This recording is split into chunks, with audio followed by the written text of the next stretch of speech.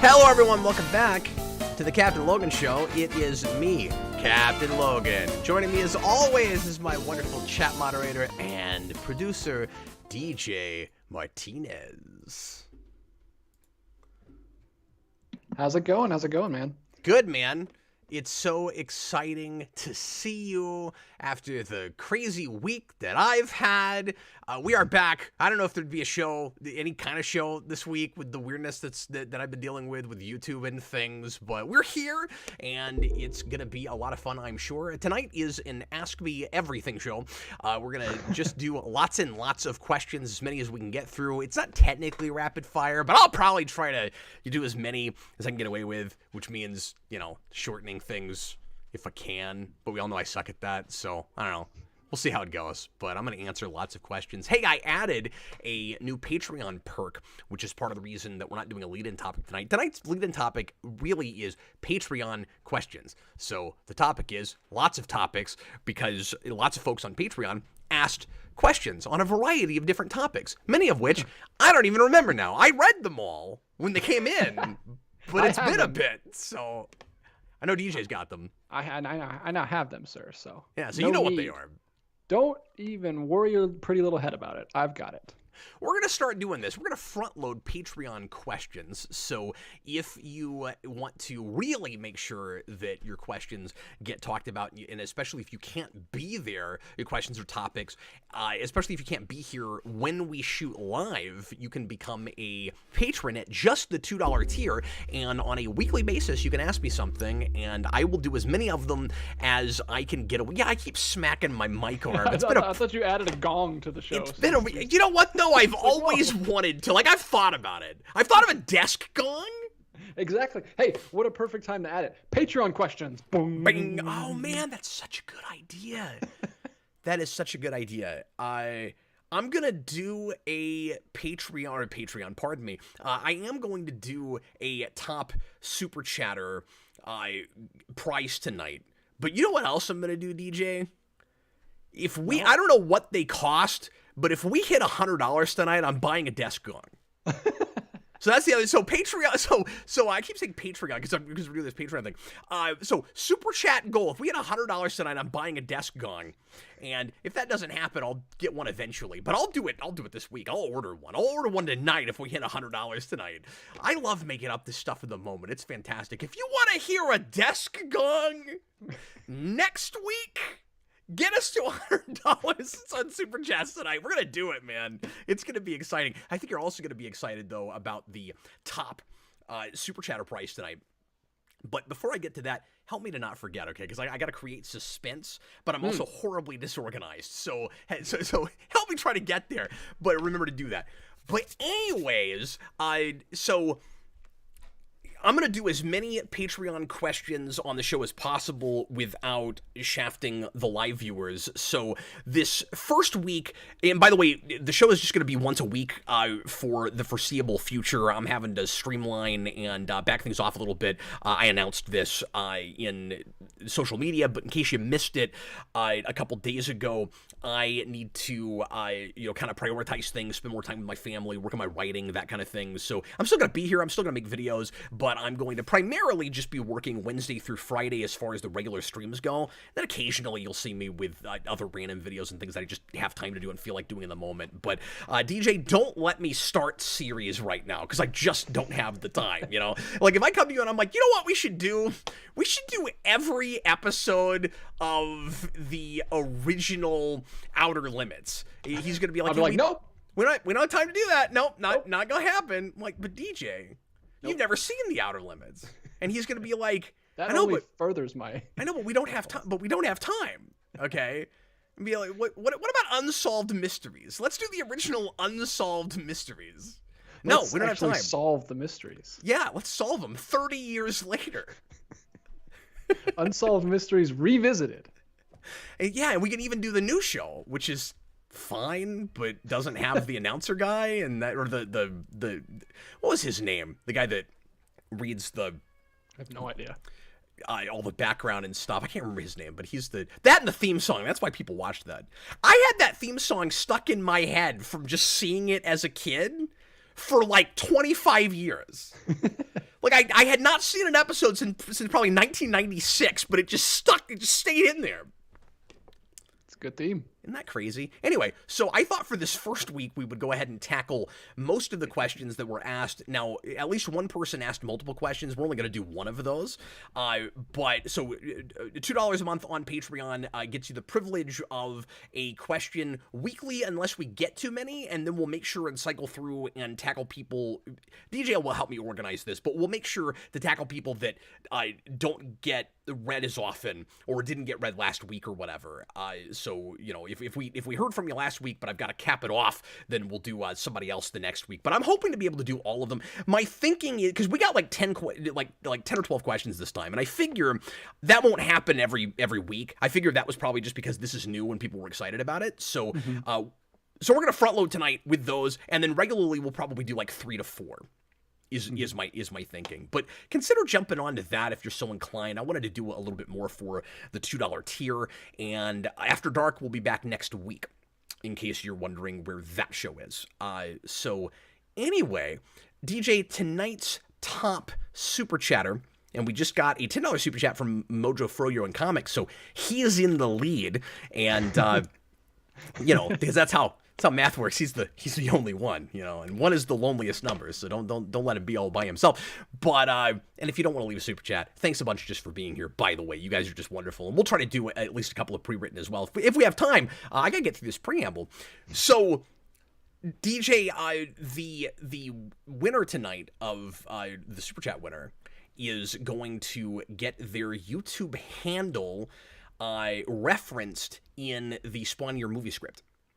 Oh. Yeah, I'm working on that still. Gonna be getting back to the writing of that tonight. I hope it's Mojo Froyo in Comics. I would love to see you have to get that in there. And I don't want anybody to feel like shafted or left out or like I'm not giving you what I promised. If for some reason, because I can never predict the future. If for some reason this movie doesn't actually end up getting shot, I will at the very least put the draft up so that everybody's able to look at it. So, like, if you get referenced, you'll still be in a thing that I made. It just, you know, but the plan is to shoot this. I mean, like I'm serious about it. We're gonna do that, and that's also part of the reason that I'm streamlining the channel is so I can work on this project. We're gonna be doing that and shooting that starting at the end of this year, beginning of next year. But if for some crazy reason it doesn't happen, if I get in a plane crash and I'm a paraplegic or something and I just can't make it, then we will make sure that the script is available so that people can look at it and be like, oh, I remember that. I won that super chat goal and I'm referenced in the script. So anyway, that's what we're doing. So let me reiterate. Let me recap this. Let me the preamble. Let me restate the thesis. If you get us tonight to $100 in super chats, I will buy a gong. And one most important. We're going in order of importance. And if you are the top super chatter, you will get your name. It's the most important thing to me. Certainly, you will get your name referenced in the script. Okay. The other thing I want to mention is Guardians 3 is out right now. There are folks that are seeing it tonight and not able to be here, and I hope you're enjoying that. And I'm going to be seeing it tomorrow night and reviewing it with Austin and Connor Sunday afternoon, and currently the plan is 2 o'clock in the afternoon Central Time. That's the plan right now. I'll let you know if that time changes, but we'll be doing a spoiler cast. Plan for at least a couple hours. That will not be a short one, I am sure. So long podcast talking that ins and outs of that movie. I will have only seen it once, but that's what we're gonna do. And if you're wondering about the Suicide Squad, I almost said Superhero Squad. If you're wondering about that's different. Suicide Squad. Anti-hero up. So the Suicide Squad commentary is coming next Friday night, and Austin and I are going to be doing that together, and I hope you will join us for that at 10 o'clock Central. Okay, let's go ahead and start. We're already getting super chats. People want their name referenced or they want a gong. I'm not sure which. So, DJ, would you kindly get us through the Patreon questions and we'll rapid fire them. Here we go. Thanks very much, patrons, for your questions. We're going to do this every week. I'm very excited about it. Let's get going. Here we go. All right. I'm in a mood tonight, DJ. Yeah, I mean, I'm with you. I'm right there with you. I also think you should add that as the tagline, what you said earlier. Superhero Rewind the movie. I'm serious about it. I think that would be great. I'm serious about it. Really get the investors on board. Don't worry, we're making it. It's going to cost $19, but we're going to make it. We're doing it on sandwich money. All right, the first one is pretty long, so I'm going to read it here. Bear with me. This is from Bill Mills. Bill Mill, what a cool name. Yeah, he's got a neat name. Thanks, Bill. Sounds like a comic book character. We all can agree that the direction Marvel has chosen to go with comics, Spider-Man, has left fans frustrated since Straczynski. Agreed. With some exceptions, like parts of Spencer's run. Other than just putting Spider-Man in that status quo, how do we move forward with the character to please both Marvel and the fans? DJ, I want to let you field this first, because I know you're not a big like comics reader in general, but you're certainly as big. I would say you're probably a bigger Spider-Man fan than I am. But what do you think? Even with comics extra media in general, what's like the main problem or two with how the character is being handled and perceived these days?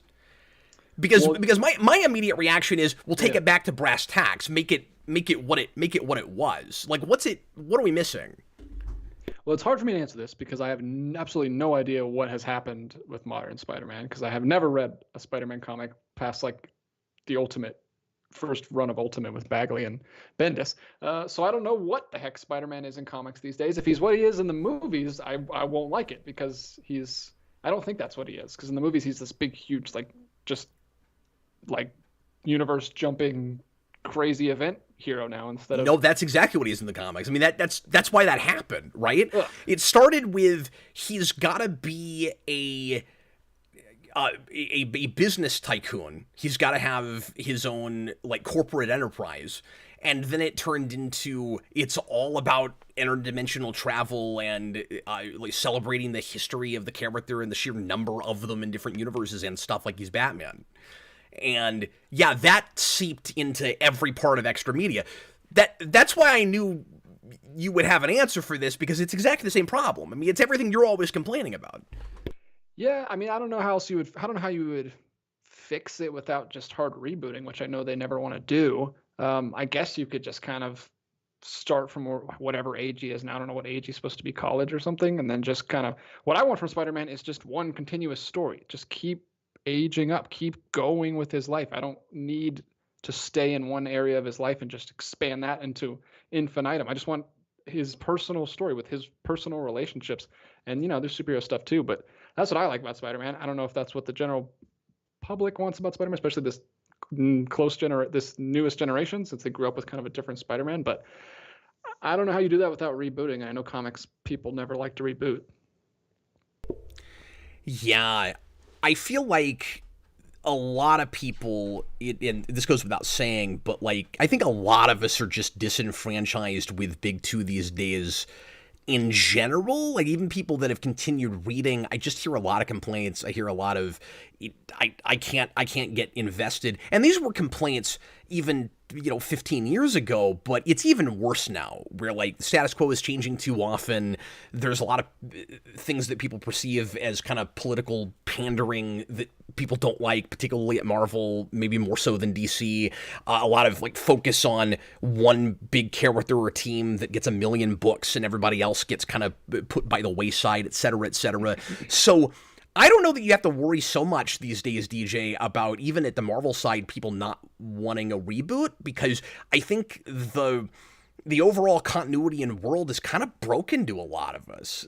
Like, a lot of us don't care anymore. It's like I think people would almost want you to like turn time back about 10 years more than anything, and just like start from, sort of like the Halloween thing, where we keep the first movie, but we ignore all the sequels. It's like Marvel up through Marvel Now, and maybe stop there. But then there's maybe even older fans than me that would say, well, no, I'd want it to go up through the 80s and then stop there. Like all of us would have different like stopping points, different branching points. But I do feel like it's different now, where there's even a lot more people that just don't care anymore. But anyway, I'm taking too long on this. Let me go to Spider-Man for a second. I like what John Tice says. He says, I think the problem with Spider-Man at the moment is he's not a street-level character nowadays. And I would agree with that. I would say that what we need is just what you alluded to this, just what Bendis did in the early 2000s. Go back to brass tacks. Do what we should have done in the first place. And I don't trust editorial at Marvel to ever do this, but it would be nice if we could basically do Ultimate again, have like kind of reinvent Spider-Man for the modern day, but go back to the spirit of what made that character what that character was. Like you said, let him age, maybe even in real time, tell a whole story beginning, middle to end, and let that take 10 or 15 years, and then when you're done with it, tragically kill him like they did in Ultimate, or just, time skip, let him die of old age, something. Just, do basically a big, long biopic with Spider-Man and just let him get old and die, or let him get killed and die, and then do it again. And then do it again. Just do it for every generation. That's what you do with Spider-Man. You just keep telling the story over and over again, but let it be different. You keep changing it every time. And I think you can find that balance where older readers would still maybe be interested enough to keep checking out each time Spider-Man is born and dies, and then is born and dies again. Not in a continuity where we keep resurrecting him, but I just mean we just do it again in a completely different sort of continuity. We've done it at least in different media, DJ, with the Ninja Turtles over and over again. Why can't we do it with Spider-Man? There's all these Turtles franchises that go on for a real long time and then they stop. I don't know why we can't do that with Spider-Man. But like in comics. That's what I would do. Preaching to the choir, man. I've never liked infinite continuity in comics. I always want just finish the story and then start a new one. Yeah. All right. And when I say do what we should have done with Ultimate in the first place, what I meant was to say, also don't feel the need to make it a whole universe. I mean, like where everything else is roped in. Spider-Man is a character that I think you can do either way. Like I'm fine either way. I'm fine with the Spider-Man that's part of Marvel or not, or has a lot of Marvel pieces in it that don't necessarily have to branch off.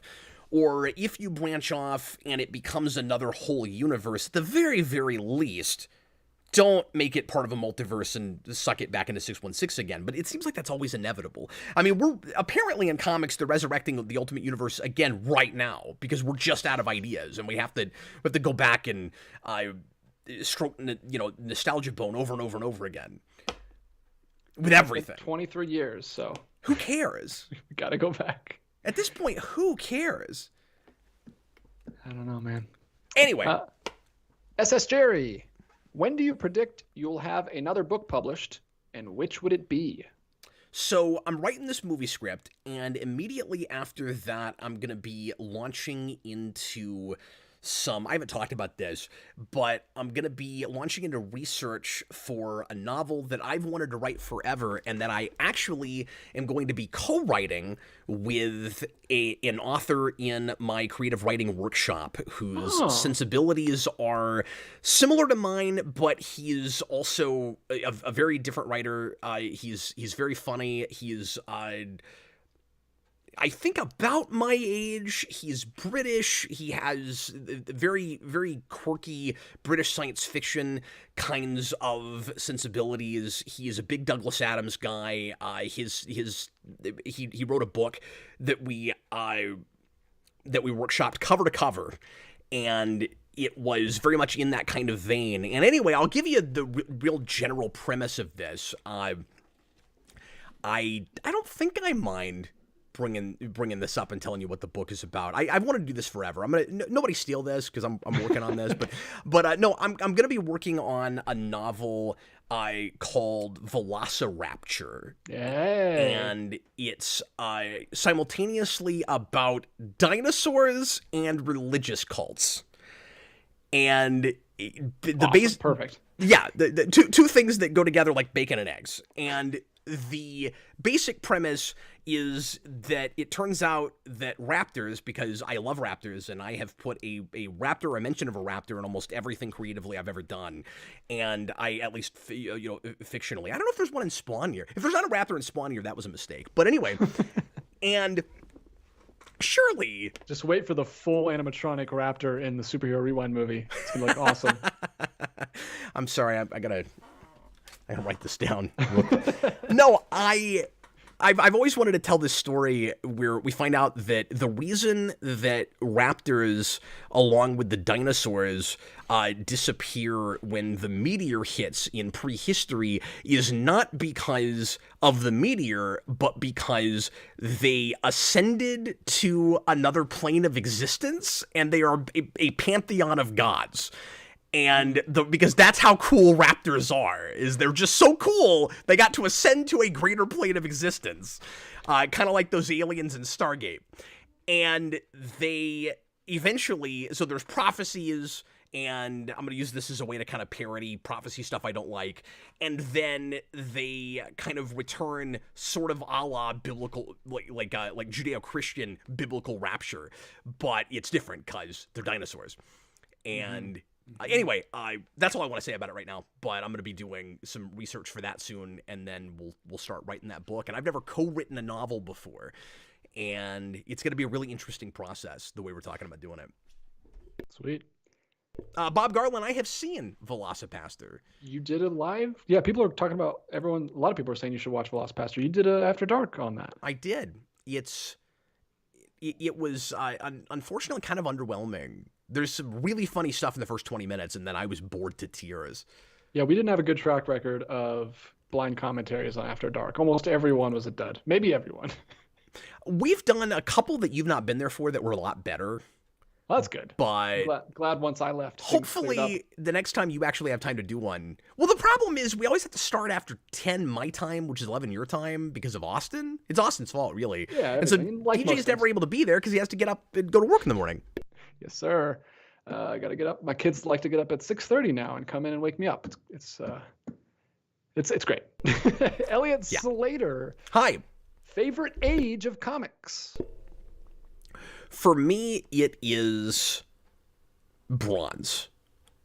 It is late bronze, just before you get to what we consider now the modern age, or maybe I should say super early modern, because it's bronze. I think typically is considered like up through like 86. So I guess the modern age basically begins with stuff that, like, major stuff that Alan Moore and Grant Morrison and those guys are doing in the mid 80s. Dark Knight Returns, Watchmen, Gaiman with Sandman, that kind of stuff. But I think my favorite age tends to be the stuff that I like, that DC was doing with Batman and Superman in late 80s, early 90s. And that's typically my favorite stuff in comics. So, or maybe I should even say it's a little bit different for each, because I think technically Marvel's best decade was probably the 70s. But then my favorite Spider-Man stuff is in the 80s. So yeah, overall it's late bronze, early modern. Matthew Brody. Yeah. What do you want to see from the next iteration of Power Rangers from Netflix when it eventually reboots? Man, I don't know. It's hard to say. Like, there's going to be a big, how do you please everybody with the fan base with that question, which I think is why, if the rumors are true, Netflix is kind of throwing everything at the wall. Because everything we've heard so far, it kind of sounds like the reboot is going to be this splintered thing with all these different kinds of material, where there's going to be a movie, and there's going to be animated shows and live action shows, and we're maybe not using Sentai footage at all anymore. I would like to see both things. I would like to see continuing the Sentai tradition, which I don't think is going to happen, and I'd like to see a full-on reboot that is a lot more in line, at least tonally, with the comics, but not where everything has to stay in continuity. I'm fine with full-on rebooting. I want to see DJ, like, and when I say it's hard to please everybody, I mean, I know there's some people that really don't want everything to be Mighty Morphin or even have to start with Mighty Morphin, and that gets really confusing where it's like, do we just do a whole bunch of different shows based on the old shows? I don't think that's smart. I think you still want to maybe do it one at a time. That's why I'm not sure, you know, like how exactly to handle that. But at least more broadly, something for little kids. Keep it in the 6 to 8 range, and then something for adult fans that's not hard R, that's like aimed more at like 14 and above. All right. Well, you answered this. The second part of that, his question was, what do they need to do to really make it successful? Which you basically just answered. Well, I mean, yeah, I don't know. I think, I don't know. It's such a tall order, honestly. Like, I think the smartest possible thing, and I don't think they'll do this, would be to do a serious animated series that's based really heavily on the Boom comics, but is an actual honest-to-God reboot in the first place. So we have excuses. So, like, basically do Shattered Grid in your second season. So open with an updated Mighty Morphin that's your first season. And then do Shattered Grid so that you have an excuse to bring in a bunch of, and I really think this would be successful, that we have an excuse to bring in a bunch of other characters from other Ranger teams. And it would be hard to find that balance, right, where you don't necessarily have to have ever seen Power Rangers before, but if you have, you'll be excited about these characters, but you are introducing them for the first time? It's really tough to adapt 30 years of history. Yeah. But I think that's probably the smartest thing to do. And just accept the fact that if you're going to do that, you have to do Draken, and you have to be okay with recasting it. Like, if this was last year before JDF died, I'd say, well, the most successful possible thing you could do is an animated Shattered Grid where JDF is voicing Draken. I still think that would be really successful, but I also think you'd have a little bit of backlash where it's like, well, you can't recast, you know, Green Ranger and Draken. I don't know where you land on that, DJ, but I think these characters are kind of too iconic not to do that unless you want to try the reboot thing where you make up a whole new team in the first place and you don't touch anything at all. And I think that's a mistake. I've heard people say that's what we should do. I think that's a mistake. Yeah, I don't think that would be anywhere near as successful as just bringing back the old stuff. Unfortunately, or fortunately, I don't know. I don't really have any skin in the game. I don't care whichever way they go. But I think that would definitely be more successful with the main core group. Do you want me to get through all of the Patreon, or do you want me to kind of mix them in with the super chats? Given that it's been a while, yeah. Why don't we go ahead and start mixing in some of the super chats? Okay. First super chat, as you alluded to earlier, was Mojo Froyo in comics with his biggest donation ever. Yeah, thanks, man. He's really got a Froyo question for us to noodle here. Oh my goodness! If I were to sell a comic, yeah, make sure you're on your toes because there's a lot of moving. Be sure you're sitting down. There's a lot of moving parts in this one, so keep it in mind. If I were to sell a comic with a Russian character in it for half off, with the purchase of a Russian-themed Froyo, what comic should it be, and what should I name the Froyo? So are you up on your Russian comics? No. So you're saying a comic with a Russian character in it? Any Russian character. Could be an American comic. It could be Black Widow. Could be aren't the twins? I guess they're not Russian in the comics. But yeah. No, but she would be. Yeah. I mean, if you're talking about Wanda. Yeah. Could be her. Could be her. Could be. So I'm going to say the Rhino. I guess in comics he's not Russian, though. No. But we should get that version of Rhino given his own comic. That's true. Paired with a Froyo. That's true. Is Kraven from Russia? Sergei? I think so. Yeah. So the Kraven comic starring Aaron Taylor Johnson. Yeah. And also his version of Quicksilver.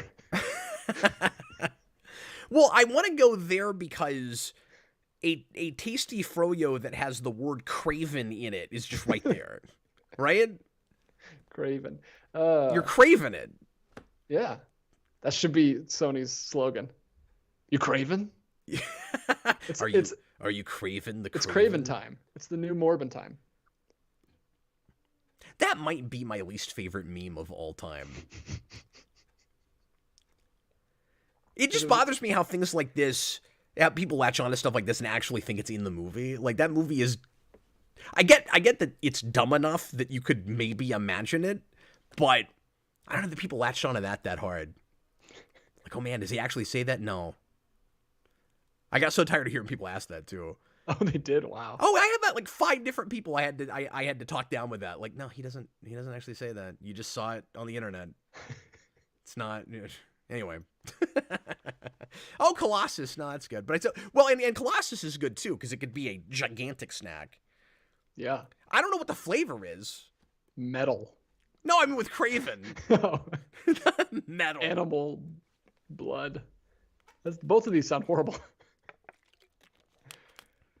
Craven flavor. So can I back Craven up for flavor? Because I got to ask you a question.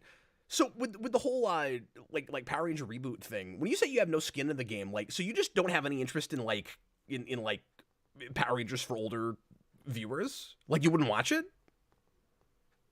Yeah, not really.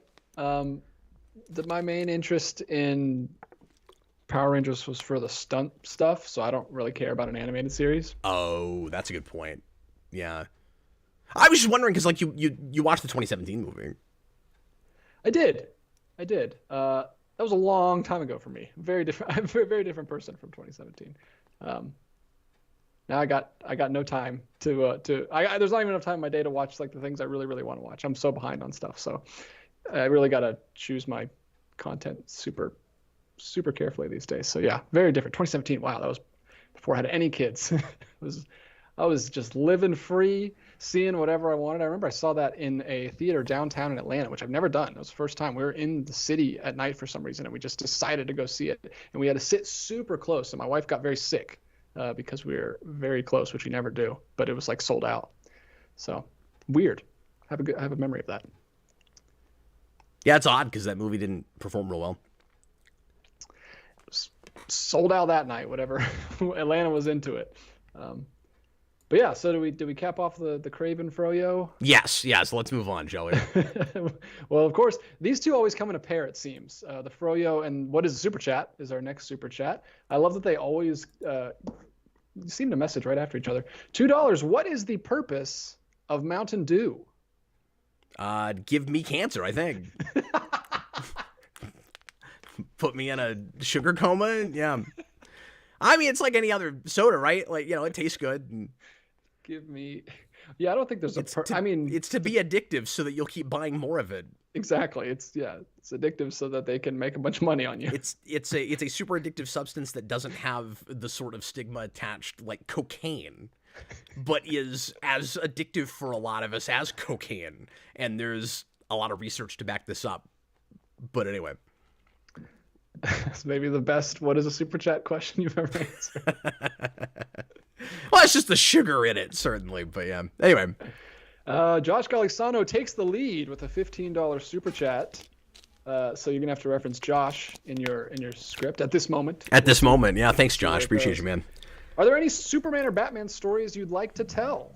Or have you wondered how you'd write Spawn if Todd McFarlane asked you to write it? Yeah, and he's not the first person that's asked me this either. Yeah.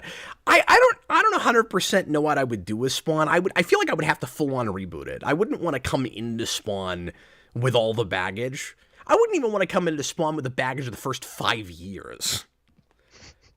Much less having to do it now, I would want to do like Ultimate Spawn or something. Like that's cool. Like the big changes I would make is threefold. First, it's psychoplasm again. It's not necroplasm, it's psychoplasm. The second thing is Al Simmons does not have amnesia at all in the first place. And the third thing is Al Simmons is a very complicated but essentially not good person in the first place, because Hal has to have a better reason to pick him than he's good at shooting things. So that's such a good reason.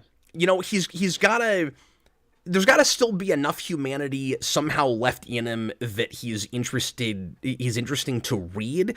Like maybe he's, I don't know if he's like a full-on narcissist or if he's just such a broken person because of maybe some really traumatic stuff that happened in his background when he was younger, but you make it like a too little too late story where he has like he comes back to life as Spawn in order to try to see his wife again. You keep all that because that's too foundational for the character. So he does really love his wife, or at least as far as he believes he does, and maybe his warped way of looking at reality.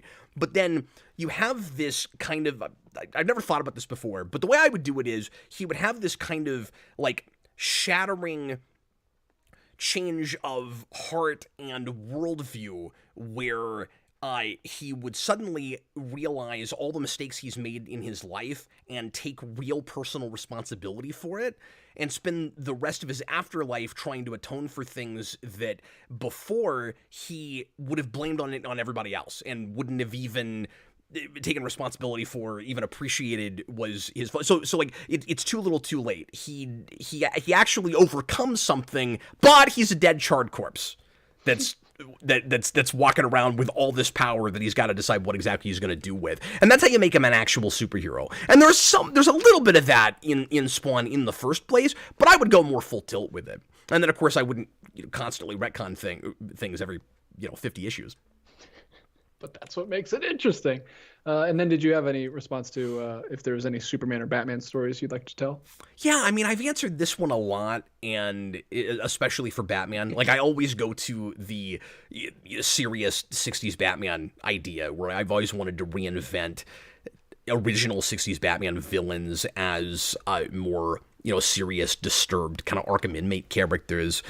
But still make it a 60s period piece. Like I've considered doing that as a fanfic for a while. Last couple of years I've been kind of kicking that around. If I could find the time to write, like a fan novel about that. If I ever get my Zordon thing finished, that's the next thing I would do. Would be serious 60s Batman. It's the same premise, or not even premise really. It's set in that time period still, and it's all those characters, but you'd handle it more like an Englehart or a Grant or something. And then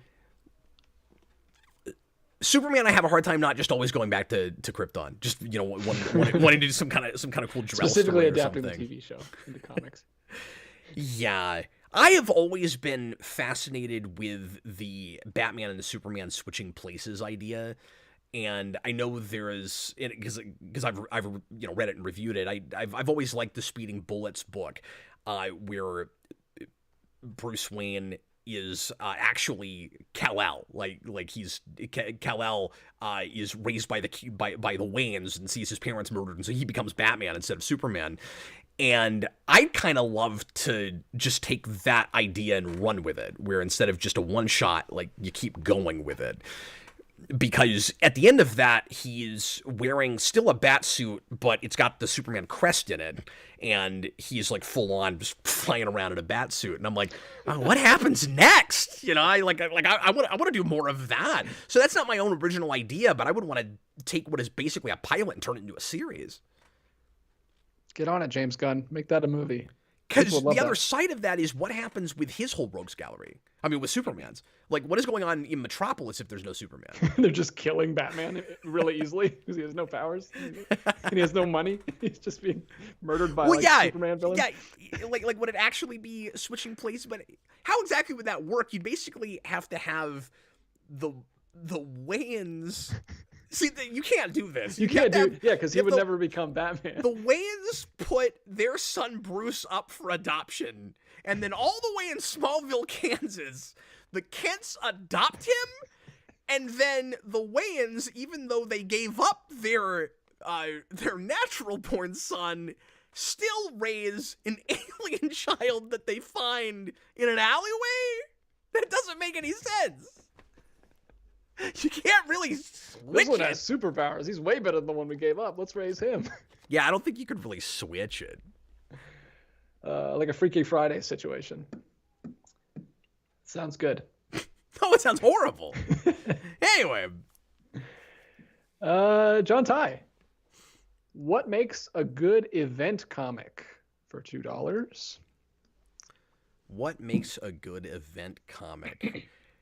So, the ones I have liked the most are either just really out there and super fun in premise, or are very off the beaten path and character driven and not about trying to shake up the whole universe and that kind of thing. And it's a real fine line with me, right? Like when the gimmicky ones hit, or when I at least find them entertaining, even if they're not great, just kind of fun to read.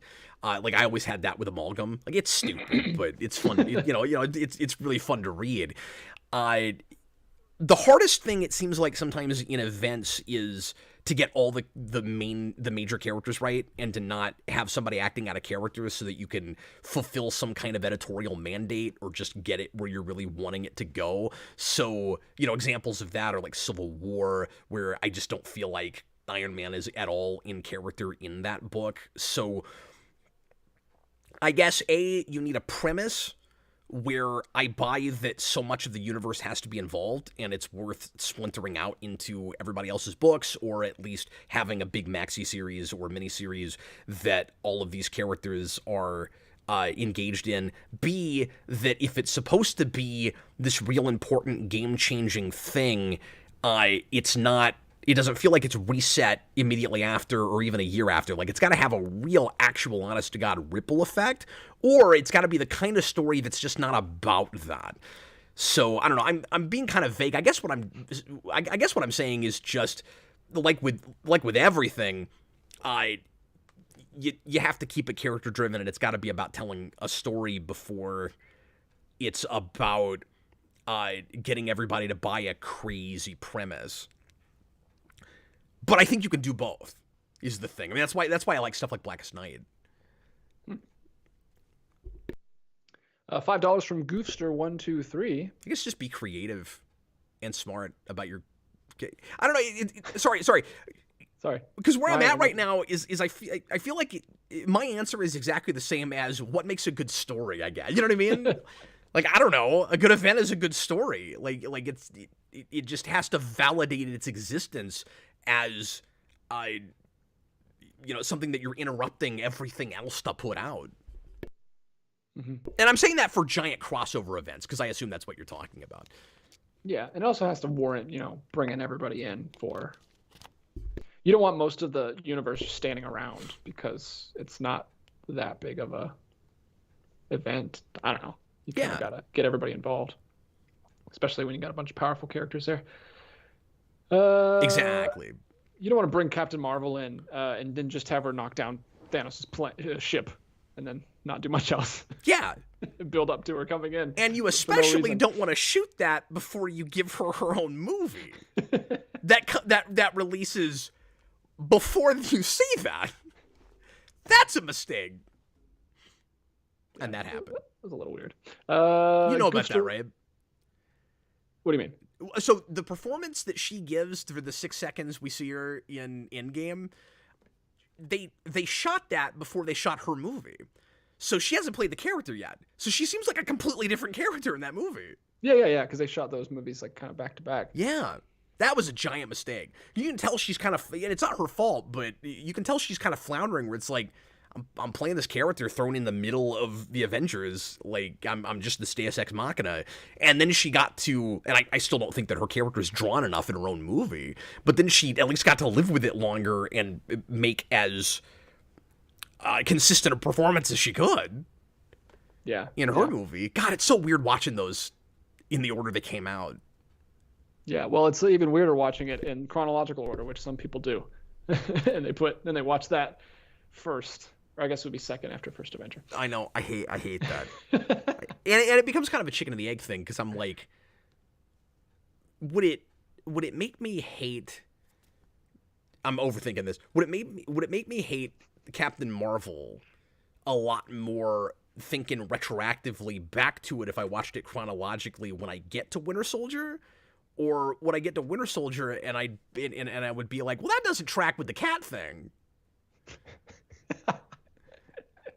Like, which of these things does it hurt more? I love that cat thing in Captain Marvel, and this doesn't track with it in this stupid, silly spy movie. I think even if that is not a silly spy movie, that's a great spy movie. I think even if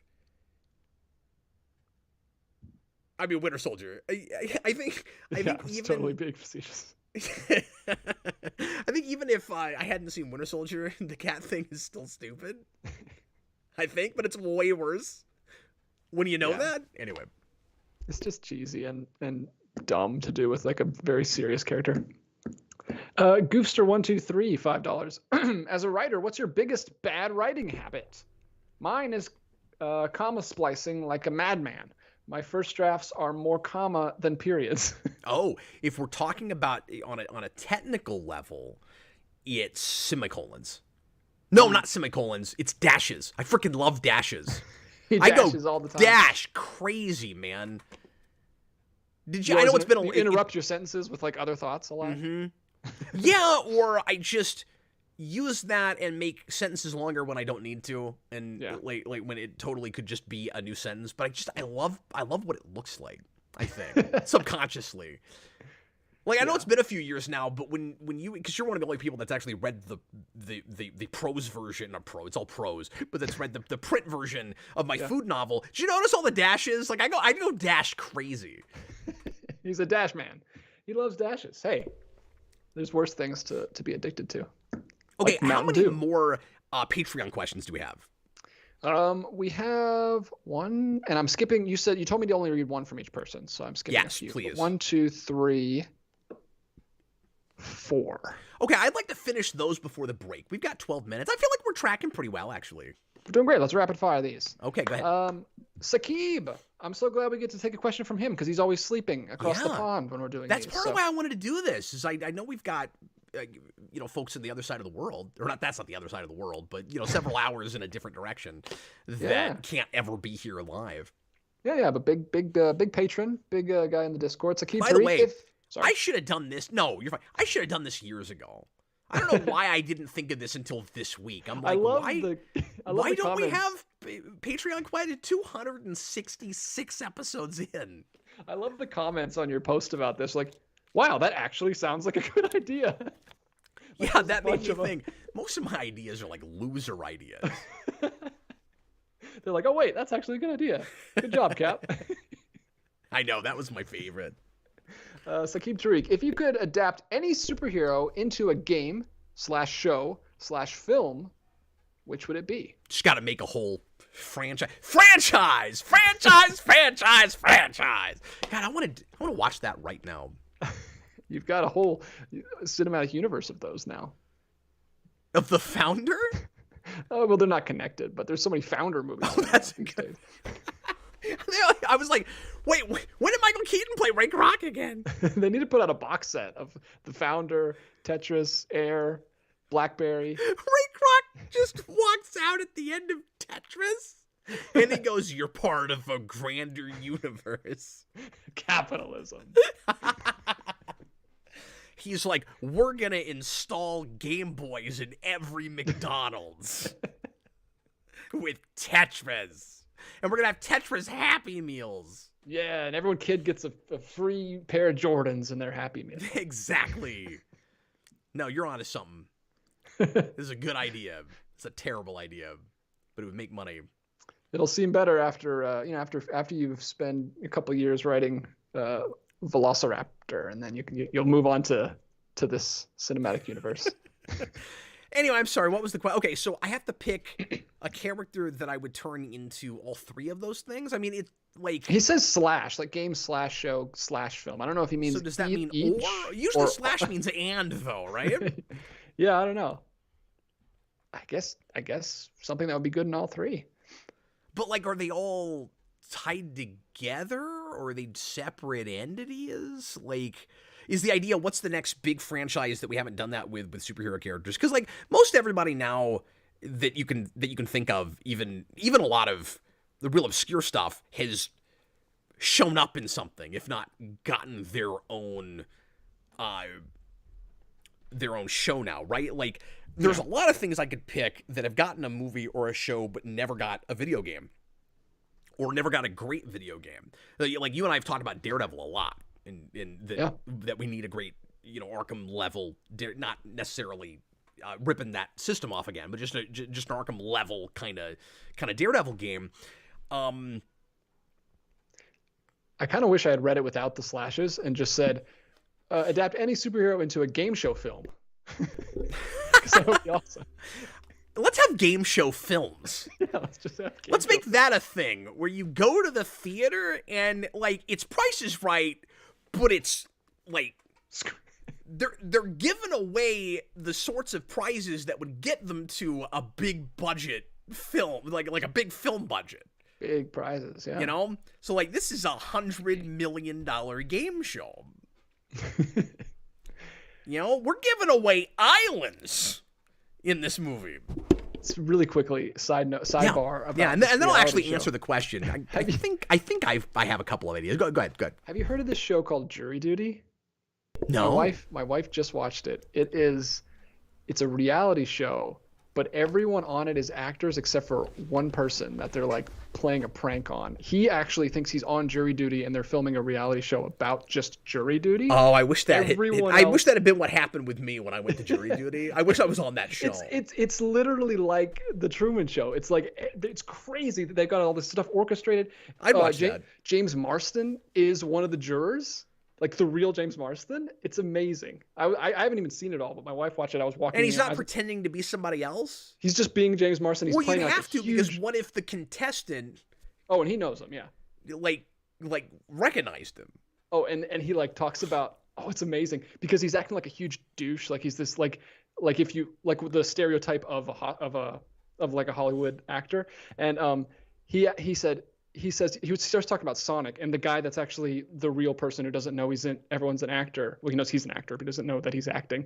And he's like, "Oh, I heard that movie sucked." And then James Marsden pretends to get all like super offended. And then the guy actually goes home that night and watches Sonic and comes back and talks to him. He's like, "Oh yeah, it was actually pretty good. I liked it." And it's hilarious. That's amazing. It's like the Truman Show, but in real life. I think it's only like 6 episodes or something, but. I don't know. They can't do it again because now that it's a famous show, everyone's gonna know about it. But it's a good one-off. Okay, so real quick, the first thing that comes to mind isn't even a superhero, but it's a comic book thing. So I'll just say it. So, and I haven't played them, but The Darkness got a couple of video games on Xbox, and it would be neat to see that finally optioned for movies or television. And it's kind of weird that got games, but didn't get at least a TV pilot ever. Like Witchblade did, and Witchblade hasn't gotten a video game either. That would be another thing. But as far as superheroes go, I mean, it's hard not to just go to my regular staples, like Resurrection Man. Well, Power Rangers. You'd love a good run on games, shows, and films. A Power Rangers game show would be wonderful. Yeah, that's game show film.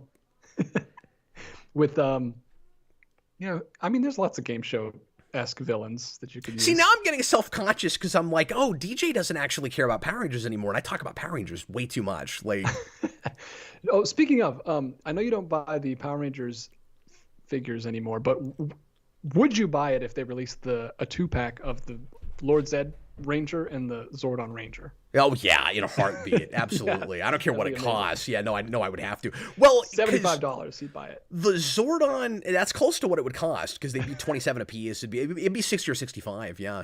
Yeah. I want to keep collecting a Lightning Collection, but they've just gotten too pricey because if I only got, sorry, nobody asked about this. If I was only wanting like 2 or 3 characters, it wouldn't be a big deal. But they put out too many I want. And it's hard to get. I'm sure you have this with stuff, DJ. Like, it's hard to just get a couple and then be like, okay, I'm done. I'm not going to get anymore. Like, they put out a bunch of Mighty Morphin monsters recently, and I would love to get those and put them aside alongside the Rangers that I've already bought from the former Legacy line and now Lightning, which is nice they're the same scale because you can't really tell the difference unless you just really know. But like stuff I've already got Legacy, I haven't felt the need to buy Lightning. But like I've got all the Rangers I really care about. So it'd be cool to put together like a 5 or 6 man team, DJ, on a shelf, like fighting monsters. So like I kind of want to get some monsters. Yeah. But then they're putting out that $120 Alien Rangers set. I can't buy one. I'd want the whole team. That's awesome. You know, and it's super cool. Yeah, I see you a picture of that. It's coming out, I think, July or August. Yeah, you can make an exception for that. Like, hey, just don't buy anything for a couple months and save up $120. Knock it out. Yeah, maybe so. There's so much stuff coming out this summer that I want, though. You know, I'm thinking about actively collecting the Sonic Lego sets because they're actually going to do a line of those now. Because I've got the one they put out, which I love, and I haven't finished putting it together yet. I've got to do that, but it's really cool. And they're doing a whole line of them. And I'm thinking about maybe getting those and big... what is it? Is it Big Bad Toy Store? Is that what that place is called? Big Bad Beetleborgs. Whatever that online store is that has their own exclusive action figures. They're doing Tick figures. Oh no! That come out this summer, and they're $25 a piece. It's kind of steep for what it is, but I'm excited about them because they're trying to look like the old Bandai figures from the 90s, and it's exactly the same articulation. And I wonder if the boxes will be like throwback boxes or not, but they're doing characters. They're only doing 3 so far, and they've got like a regular Tick, and then they've got a in disguise Tick where it's just Tick wearing a necktie because that's a comic book thing. But then the third one is they're doing Barry, the character who has his own costume, calls himself the Tick, but is not the Tick. And that's awesome because we never got a Barry figure. So immediately I was like, okay, there's a chance for a Chairface now because we never got a Chairface. And I'm like, argh. So I'm really excited about that. But that's another $75 I'm going to have to blow this summer because I have to have those because Tick I actively collect. Yeah. Yeah, I have that with a little bit. The Spider-Man and Carnage 2-pack from where they look like the 90s show where it's the symbiote Spider-Man and he has like the blue shading on him, and then it comes to the Carnage that looks like that show, and they're like released in VHS boxes. That just got released. I thought it wasn't coming out till June, but it got released early, or maybe I was just wrong. I don't know. So that's $52.99. But those look super cool. But it's a really nice 2-pack. They're also doing one with Doc Ock and Aunt May from the 90s show. I don't really feel the need to have that. I already have a comic book Doc Ock, and I don't love that Doc Ock design from that show anyway because he looks like a weird neon bodybuilder. Yeah. And I don't really need an Aunt May figure. So yeah, I kind of pick and choose. Yes, you do. It's very important. All right. Let me see. That was Sakib. Next up, we go on from Ryder. Would you ever do X-Men commentaries with Shades at Night again? Yeah, I mean, if you wanted to. I haven't talked Shades in a real long time. There are obviously a couple of X-Men movies, at least, that we never did together, and we never did the Deadpool movies together or anything. I reached out to him a couple of years ago when I did the first 24-hour stream to see if he wanted to be there for an hour or two with me, and I never heard back from him. So hopefully he's doing good. I haven't heard from him in a long time, but I would have him guest on the Friday show with these rewind commentaries I'm doing if you wanted to come back. But anyway, guys, let's go ahead and go to break, and then we'll come back for the second half of the Captain Logan show. Once again, and this is for folks that might have just come in recently, we've got a couple of super chat gimmicks tonight. And one of them we came up with at the very beginning of the show. But if we hit $100 tonight in super chats, we're halfway there. We're almost halfway there. If we hit $100 tonight in super chats, I'm buying a gong that will go on the desk that we will use in the show. Yes, sirree, you better believe it. And eventually, I will probably still do this, but I'll buy it. I'll order it tonight, folks. If we if we get to the $100 mark. And if you are the top super chatter tonight, you will get your YouTube name referenced in the script for the Superhero Rewind movie. And I'm saying script just in case something horrible happens and the movie never gets shot, so that I can put it out and everybody will be able to see it. But if we film it, I promise that won't be a scene that gets cut. Like your name will show up. And I might do this again because I don't want to spoil anything, but I have it might be somewhere else, DJ, but I have a particular scene that I'm thinking of that I've already written that I could very easily get some references to some of our viewers real prominently, where you'd notice them. And so this could come up again. I might do it 2 or 3 times. But it also could be, a total isolated case where it's all by itself. I don't know yet. So yeah, it'll be cool. I'll make sure it's cool, whatever it is. Anyway, we promise coolness here on the show. All I can really promise is that I'll find it cool. That's all you can do, man. But hopefully you do as well. Okay, folks, we're going to go ahead and go to break. We'll see you in about 3.5 minutes. Thanks for being here.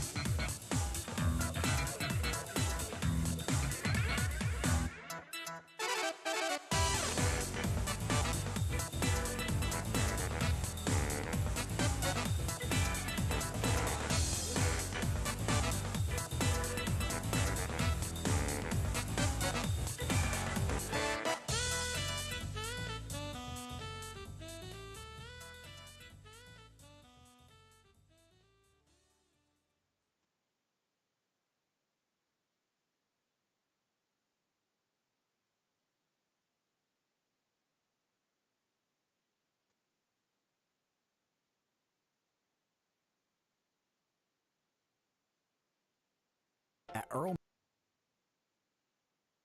May, you get more for your landscape.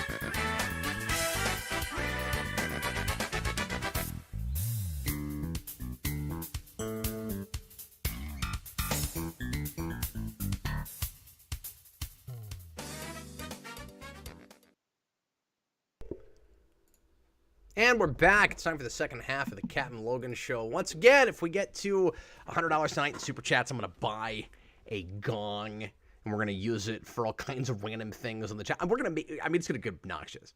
Like, we will just get gong-ho. Did you think of that? Did you think of that like halfway through the break? No, I didn't actually. That was just now. You'll just have to take my word for it. But it was. Hey, you want to see something cool? Always. You may know about this already. I can't remember if I sent you a picture of this or if you saw it. I was showing it to some of the guys in the private Discord, but I bought a really cool statue this week, and I don't have a lot more room for statues, but I loved this one too much not to get it, so I just had to do it, DJ. But check it out. Here's my Diamond Select Dark Phoenix. Oh, I haven't seen that. No. She is wonderful. Her face is getting a little bit washed out by the light here, so I don't know how well you guys can see this, but maybe it will adjust a little bit. Anyway, it's awesome. It was new in the box, and I bought it at a vintage stock. This was, I think, a Comic-Con exclusive thing. I'm not sure. It was from like 6 years ago. And I hesitate because it said two things on the box that seemed contradictory to me. One was Comic-Con, and the other was GameStop exclusive. I don't understand how both of those things could be true. It's kind of weird. There's a GameStop Comic-Con. It was their exclusive one. I didn't know. We got to start. We should start doing show and tell on the show. I never bring anything. You always bring cool stuff. Yeah, well, it's because, I kind of wanted to do a separate video, but I hadn't gotten around to it, so I figured I'd just show it on the show. I did that last time, too, with all my 60s Batman stuff. But yeah, we could just make it a segment. That's cool. Although, I mean, just bring cool stuff when you want to show something, and then we'll work it in there. Yeah, whatever. I mean, we don't have to make a big hullabaloo about it. I did just open the Kingpin, the retro Marvel Legend Kingpin figure. It's, like, massive. It's really big. Pretty cool. That's awesome. It's way upstairs. I'm not gonna go get it. Let's finish these Patreon questions. Yes, let's do that. Oh yeah, how many more of those do we have? We were gonna try to finish them before the break, but then we got to the hours. So yeah, we've got one for GB Rogo, one from him, and one from Reepacheap. Okay. Cool. Let's go ahead and knock those out. Once again, this is a new Patreon perk in case you've come in late. And I'm pointing at everybody. On a weekly basis, you can leave I'll put a prompt up for it each week. And we're just doing the Captain Logan show once a week now again. For the foreseeable future. It could go a little longer than it used to just doing one show, but we're going to just do the one show for now. And you can leave a question early on Patreon, and that way if you can't make it to the show or you don't leave Super Chats, then you'll get your question talked about, and you can listen to it after the fact if you can't be here, and that's just the $2 tier. So I'm going to do as many of these as I can get away with. Tonight we're doing all of them, but and that's been working out with Super Chats and stuff so far, but we didn't do a lead-in topic. So we may have to cap it off if we get a lot every week. But this time we got like 10 or 12, so we'll see how many we get next time. But I'm not gonna axe the perk regardless. It's cool that we got a lot of interest in it. So thanks, guys. Patreon.com/Geekvolution. Check it out. Tell your friends. And get us to the gong. Get to the gong. GB Rogo Cap. Yes. How would you fix MCU Thor at this point? Working with the cards that have already been dealt, but assuming Hemsworth is still down to play the character. That's the first hurdle. This is one of those really rare cases where maybe amnesia is the answer. Just before he even joined the MCU. Just back to actual God Thor. Or at least back to Avengers. At least get him to that place. I liked him fine there. Yeah. All right, well, solved it. No, I don't know really what you do with that character at this point. I think the smartest thing to do would be just ignore all the kind of out of character stuff you're doing already, because I don't think you have to hold a character to newly established things that were contradicting what came before it, DJ. Do you agree with that? Where it's not out of character now if suddenly, I mean, it'll feel that way, but I don't think it's out of character to bring him back to character. You just ignore all the stuff that wasn't working, because you're ignoring something regardless, right? Like you're either ignoring his characterization from when it worked. This is my opinion, or when it didn't. So better to ignore it from when it didn't work, right? Which is what Infinity War seemed to have been doing, and then Endgame took us right back to Ragnarok. It's very, very strange. But Infinity War, you had a lot of Thor fans and a lot of fans of that character and, even the MCU iteration that were like, oh, good. He's back to what we like about this character. He's got one of the, more fun subplots in that movie, and he just seems like himself again. Nobody was going, wait, this doesn't match with Ragnarok. I wonder how much of that was just that he was by himself and he didn't have, like, other actors to joke around and goof off with, because as soon as he gets back with other actors in Endgame, he's cracking jokes again. Well, in the beginning of Infinity War, he's super annoying when he's with the Guardians. As soon as he goes off on his side quest and he's just with CG characters, he's not annoying anymore. That's a good point, but I would argue I don't want to throw all of it at Hemsworth's feet. Maybe most of it, but I don't want to throw all of it at his feet. Well, and I just say that because he's gone on record before to say, like, I like this improv thing. I don't really want to, memorize dialogue. And I don't think he straight up said that. But he got to a place where it seemed like, I think it's unfair to say lazy because I don't exactly know what his motivations were. And, he can do whatever he wants to. If that's the kind of acting he wants to do, I don't have to watch it if I don't like it.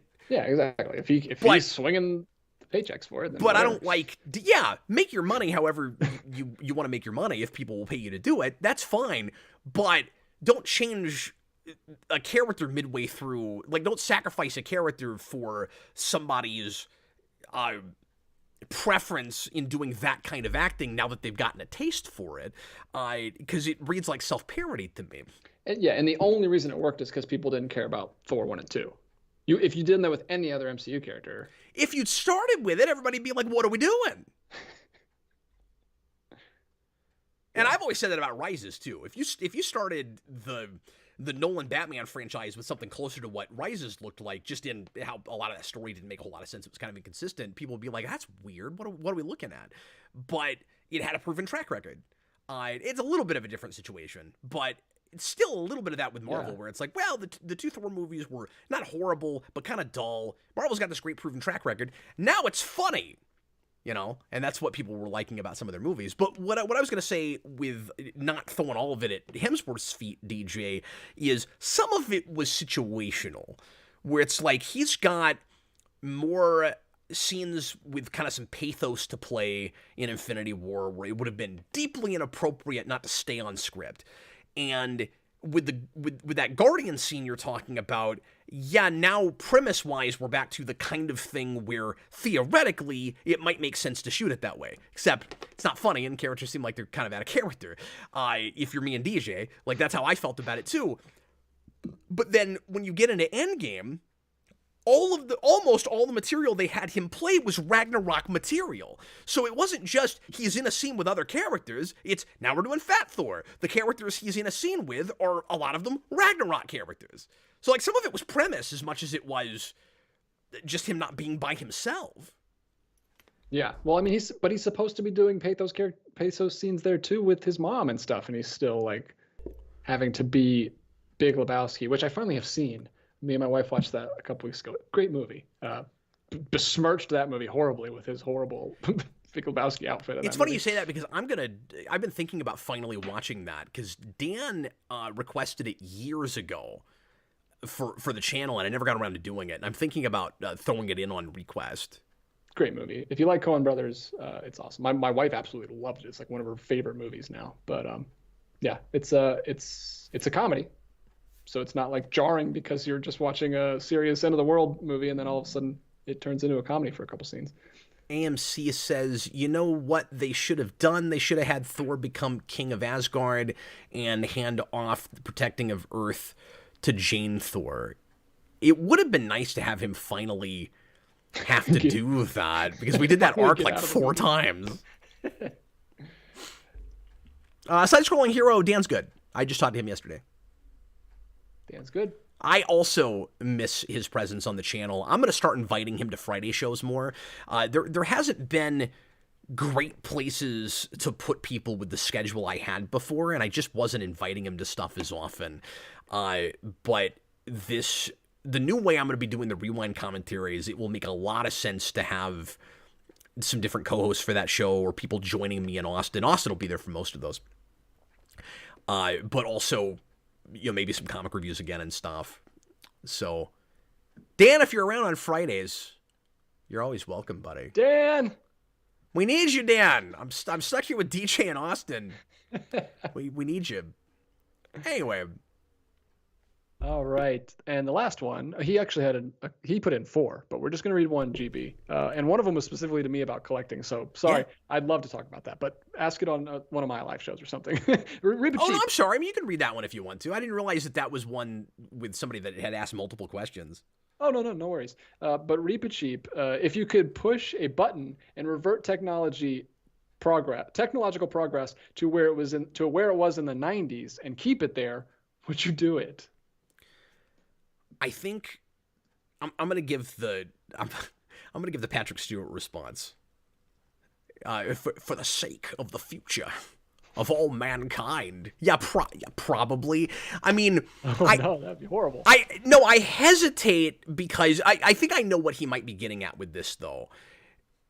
Because if you stagnate technological progress past the 90s, you don't get all of the social problems that have come with social media that I blame a lot of issues that we're dealing with these days in society on. Like, you want to take the good with the bad, but there's always the question of whether the bad outweighs the good. And in some ways, I don't mean to be cynical, but I worry sometimes that it does. And I worry that like we might be losing ourselves a little bit with how, like, just in mass, I'm not talking about individuals, but just in mass, how much more, I'll use the word again, narcissistic the society seems to be, because everybody is so concerned with how many subscribers and views they're getting, and like we desperately need validation with the potatoes we made for dinner that we take a picture of and post and hope it gets X number of likes. That's not good for us overall as a society. It's really not. Having said that, I've seen enough cautionary tales about time travel to know that it's never a good idea to like stop history from working out the way it's just inevitably going to. This is a thing that we're gonna have to, as a society and a species, get past, and it's clearly growing pains, and we're gonna learn the hard way, like with so many things. Where eventually my hope is we find that balance where we don't let the technology run us, but we have not found that yet. And we are doing too much of that right now. It's not just over-reliance. It's not just over-reliance on technology. It's letting the technology, like tell us what our behavior should be. To some degree. And I really worry about that. We were already super worried about this in the 90s, but you didn't have the internet in the way you have it now. I kind of miss, like, not 90s, but like 2003, 2004 internet.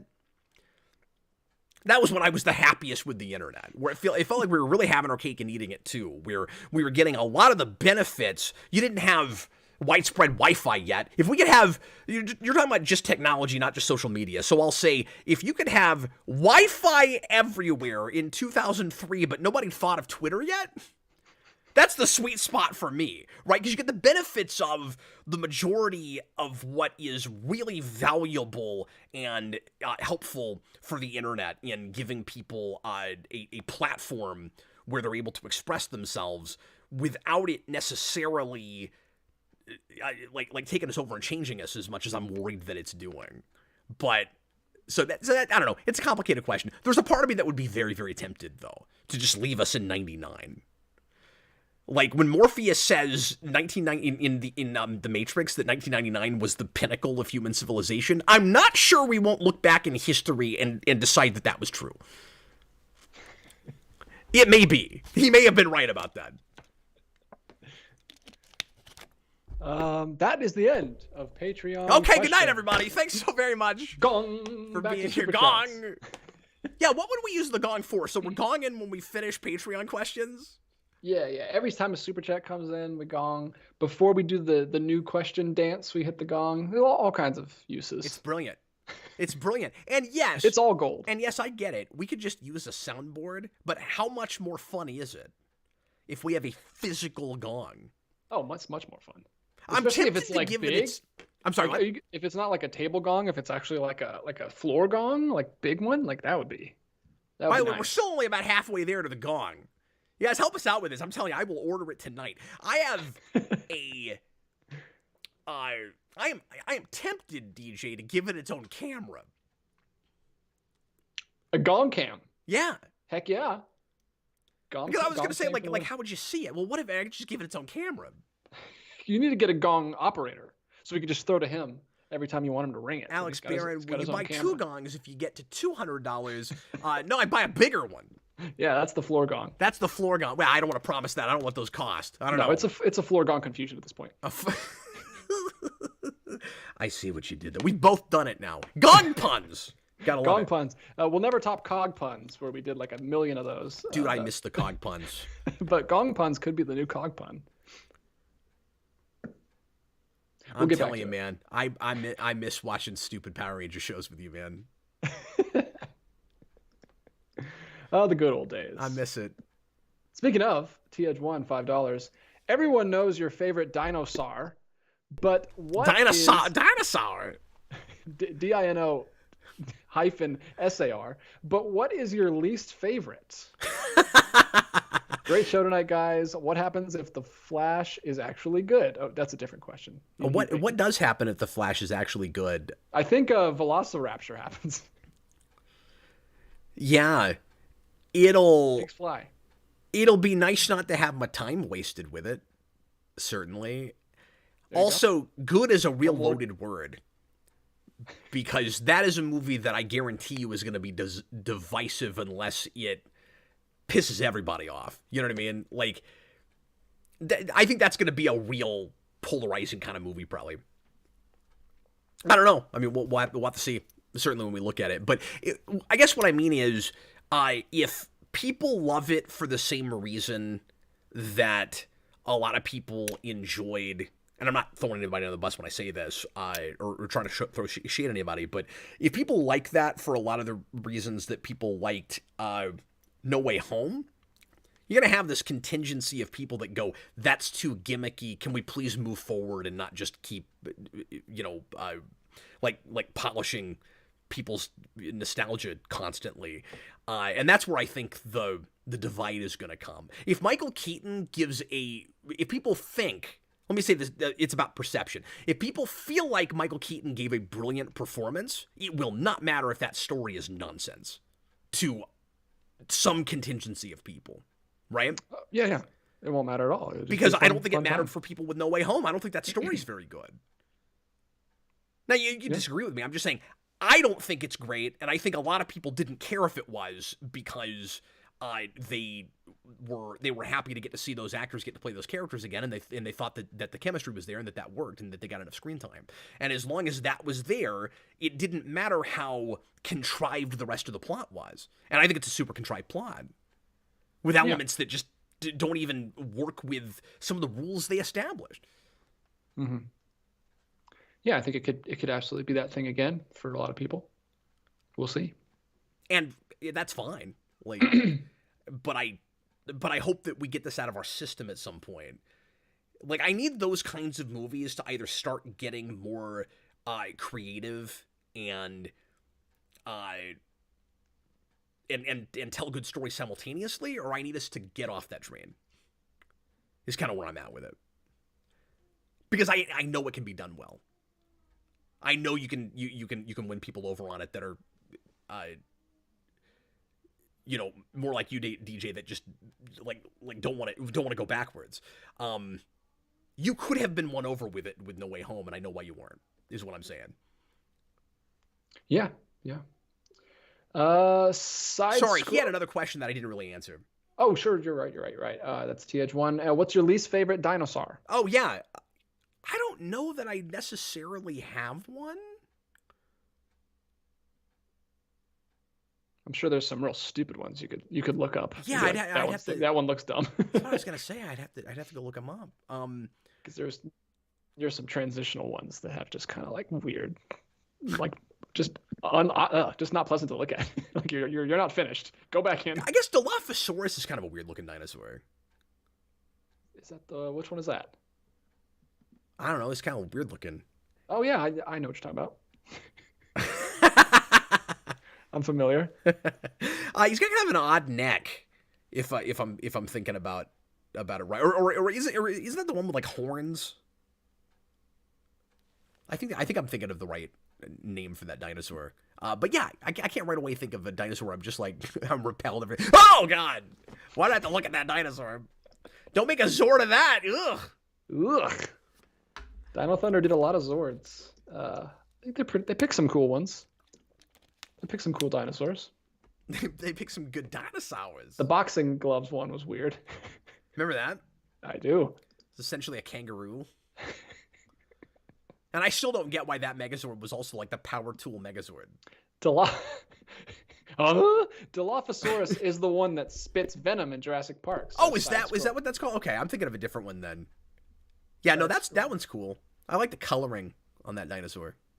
Yeah, well, the coloring is probably almost assuredly completely wrong if it's in Jurassic Park in the 90s. Sure, that's fine though. Because I love that they were doing this later. You just say, well, we took liberties with the sequencing. We put some frog in there and it got all weird. It's crazy when you throw a frog or two in. Side-scrolling hero 16. Yes, a frog. $5. Yo, Cap. Yo, Adrian. What is your impression of the Kamen Rider series? Kamen Rider series, excuse me. What is your impression of the Cayman Islands? Islands? I don't know. I've not been. That's exactly where my mind went. I know you and Jason are into Power Rangers. Eric has seen a few series too. KR Kung is free. Yeah, I keep meaning to get more into Kamen Rider. I've seen a little bit of the original now because somebody asked for that on the request, and I had to do one of the movies at one point. I can't remember if it was Z-O. Is that what it's called? Not Z-O. Z-O. But Z. Sorry. There's like Kamen Rider Z-O, I think. And then... Stronger than before? And then I love... Stop it! And then I try to get ahead of it. And then I've talked about Gaim a lot. What little I've seen of Gaim, I love that show. I love the premise. I love the suits. It's fruit-themed. It's amazing. So I'm not going to watch any more Kamen Rider until I finally start to finish Gaim, because it's awesome. And I've talked about that so much, I should finally probably try to watch that and do an overview of it at some point. Just reminds me of that Simpsons clip where he goes up to like a Gold's Gym and he's like, "Look, a guy." Only Simpsons clip I've ever seen in my life. It was like a commercial at some point. But yeah, Kamen Rider, we covered that. Side-scrolling Hero 16. Mojo Froyo and comics back again to tie up the leader. Wow. Tied up the leader. We have a race happening here. And guys, we are $40 away from the gong, and we've got half an hour away to get there. Or half an hour to get there. So it is quite doable. And you know you want a gong in the show. You can't plan this ahead of time. There's no deciding at 5 in the afternoon. You know what we're gonna do? We're gonna have a super chat goal to put a gong in the program. I just want it to sit down here. I just want people to come in and, like, I've got other fun conversation pieces. I want people to skip the 12 arcade machines and the, like, million boxes of Power Rangers board game and go, "You've got a gong?" Straight to the gong. I have a Batman CRT TV sitting on my desk right now. The gong would trump that, especially if it was a big one. People would go, they would miss that entirely. They go, "I'm sorry, you have a gong?" Is that a gong over there? Yeah, it is. Are you the unknown comic? All right, so Moyo Frodo. Nobody here is going to be old enough to understand that reference. Unknown comic was on the Gong Show. Anyway, sorry, go ahead. Nailed it. Moyo Froyo just tied it up for 15 with another $5 super chat. He says, man.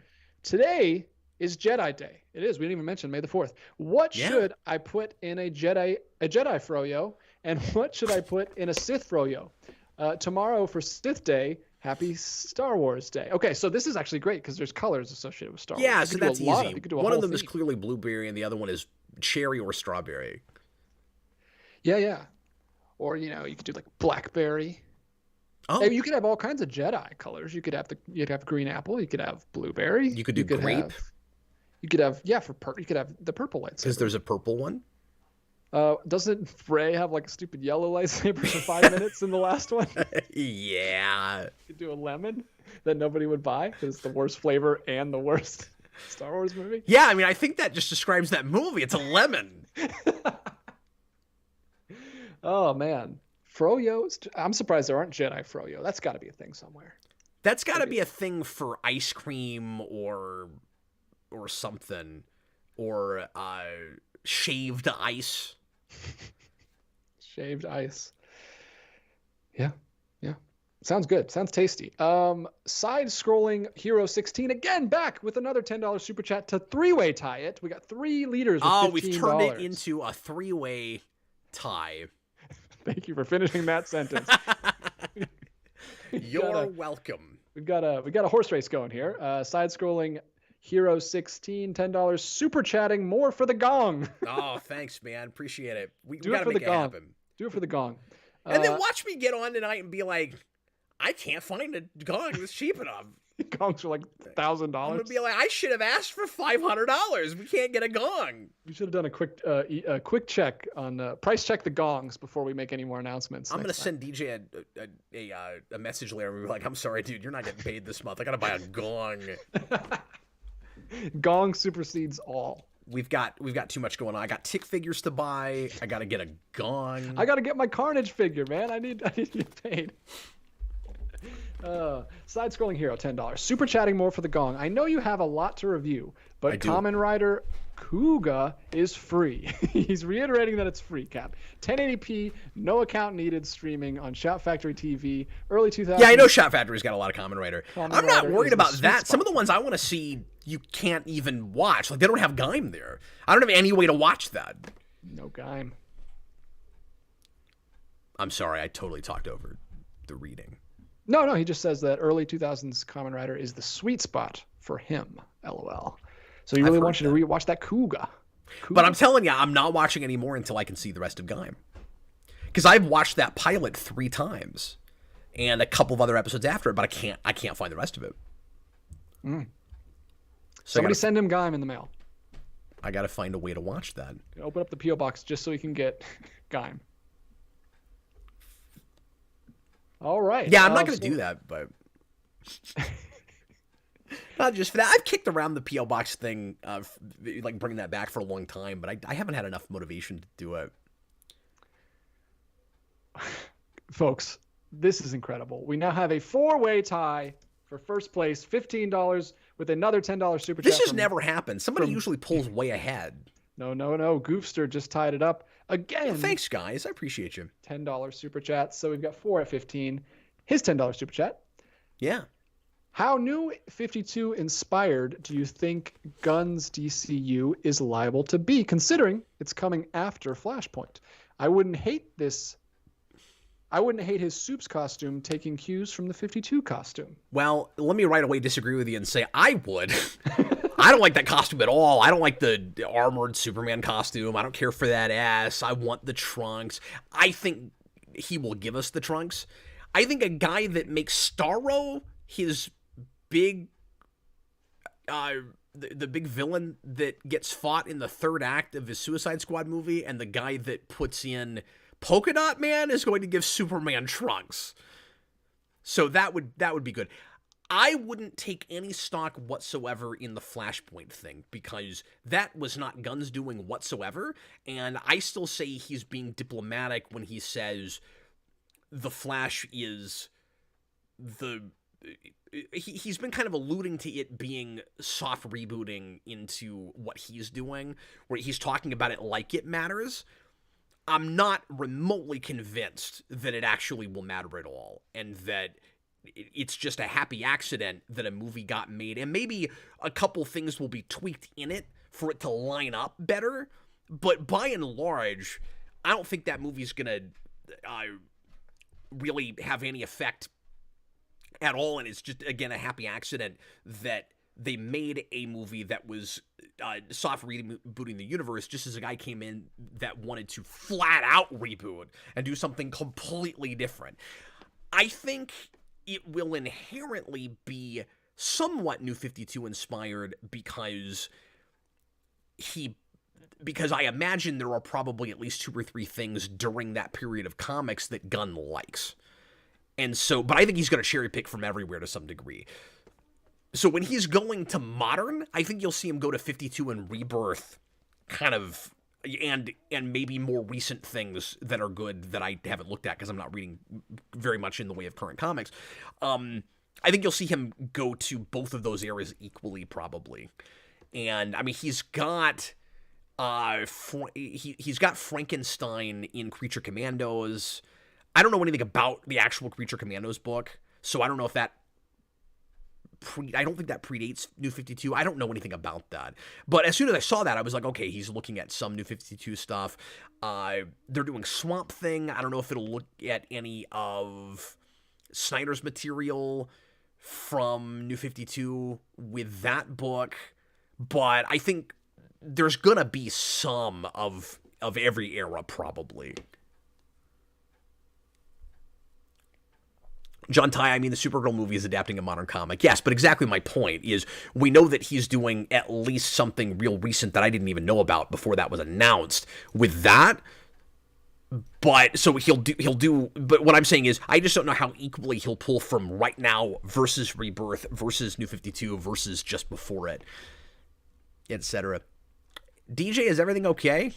All good. He took his headphones off like, I don't know, Cap's just loud and like... No, I thought I heard something outside my door. But all is well. But we are capped off. Are you being subpoenaed? I hope you're not being subpoenaed. I'm not being scorpionaed. That's all we got, folks. It is a 4-way tie for Super Chat, so no one's getting into the script unless something changes. Wow, it is, yeah, and we're $31 away from the gong. From the gong. Someone can sweep it all. 2 minutes left in the show if we cap off right at 2 hours. So, yes, I have nothing to do but to go to... I have nothing to do. Chat questions. Never mind, Patreon. Give us 20 questions next time. If we had a lead-in topic, this wouldn't have happened. Well, shall I go to some of those super Patreon that we didn't get to? Well, you might as well. All right. So GB... Do me a favor. Do one of them and then go to... If we've got any pre-written from tonight, do that. Because I don't want to full-on chat Absolutely. that if we've got time. I can go right to those, yeah. Do that. Bob Garland. Thoughts on Margot Robbie allegedly getting the offer to play Sue Storm in Fantastic Four? Yeah, I figured this would probably come up. DJ, I don't know if I see it, but I'd love to see her stretch her legs more because that is a super versatile actress. Like, I can't look at Margot Robbie and immediately go, ooh, that's a horrible choice for Sue Storm. I guess my immediate response is, God, she's getting everything. She is she is female Chris Pratt right now. She's in everything. I'm sure she could do it. But yeah, you could maybe make the argument she's more of a movie star than Chris Pratt, I guess, because he's getting a lot of voice work and she's not really doing that. But yeah, I don't think so. But yeah, she's huge. She's all over everything. She I think she could do a fine job. I'm not excited about really any, because everyone they're talking about is like super mega stars, and I don't really want that. I kind of want someone either that I don't know. Yeah, but I'm sure she could do a fine job. I miss going to unknowns. Yeah, it's almost like they're too big for that now, I guess. But what's so strange about it is that we don't live in... We talked about the Anthony Mackie quote a few times, and he's right about the fact that we don't really live in the age of movie stars anymore. When he talks about big franchise stuff, he said, this was a couple years ago now, I think, that the characters are the stars now, and people know that before they know the actors. And the actors will go off, and they don't get typecast like they used to. They'll get other projects, but they won't be known mainstream widespread very often for anything but that big character they played 115 times in a movie series, right? And it's weird that you would be going after people that already are big, credible stars in a world where that is also kind of true. I don't get that. I don't know. I guess they just want a safe bet. They want to sell it. They want it to sell, even if it's like a movie that people aren't excited about. At least they'll come for the main star, I guess. Alex Barron says Miss Marvel was an unknown, and like I guess that's also true with like Shang-Chi. I don't know if people knew him from anything, but this is gonna sound awful, but that's a lot more likely to happen with minority actors who are of a minority that just hasn't gotten a lot of play in Hollywood yet, right? Like I'm just calling it like I'm seeing it. Like, name 3 big mainstream Indian actresses. Or Middle Eastern. Or Middle Eastern actresses. Yeah, exactly.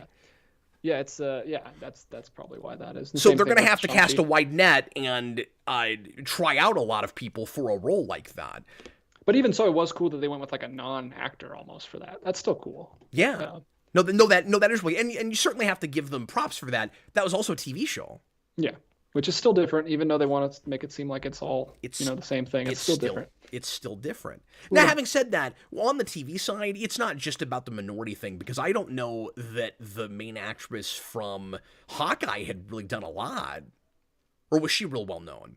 She's pretty big. Is she okay? Because I didn't know her from anything. Yeah. She was Edge of 17, I think, was maybe her breakthrough, and she did Spider-Verse, and then she did Bumblebee and a bunch of other. She had a show on Apple TV Plus. Anyway, Side-scrolling hero says, I just looked on Amazon and all the gongs are 100 plus. Well, I'll figure this out. I'll figure it out. We got another. We might have made a mistake here. I might have committed myself to something I couldn't do. Well, you can get like a little desk paperweight gong. It still works. Well, that's what I was originally kind of thinking when I came up with this. She was in True Grit also. You're right, Daniverse. So yes, put in that last $30 so we can get a paperweight gong, but still be excited about it. Some sort of gong. And if we don't make it, we appreciate you guys supporting us regardless. This was a very silly exercise. Yes, which is what we're all about here. It really is, yeah. We keep thinking about renaming the show to whatever this is. That's what we call it. That's our code name for the show. Yeah, we should probably do that. I'm up for a name change. What are we at? Are we coming up to 250? Have we passed 250? No, we passed 250. Yeah, it'd be, the big 300. We'd do that. We'll change the name at 300, but it's going to take a lot longer because we're only broadcasting once a week now. We'll just call it the Gong Show. That's taken, man. That's like registered trademark. That should be a big screen game show. The Gong Show. The great and powerful Dodd put in a comment in the regular chat before we started. At what point should the MCU reboot? Sorry, what is the 4-way tie right now? Because Side-Scrolling Hero wants to know what the top... The 4-way tie is between Josh Galisano, No, I'm sorry, just number-wise. And Side-Scrolling Hero. It is $15. That's what I thought. I just wanted to make sure. Yeah, we've got a big 4-way tie here. So if you anything you got to top the other guys, go for it, man. He's gonna put in a $1 super chat without a comment. It's just gonna say Kamen Rider Kuga, or however you say it. So it's gonna say it's free. It's free for the third time. It's time to conquer Earth. Nicely done. We've referenced 2 Power Ranger theme songs. Yeah, I'm talking way too much about Power Rangers. Let's see how many theme songs we can get in. Can we get in Shift into Turbo? There's probably some other lyrics in that song we can get in that are easier than that.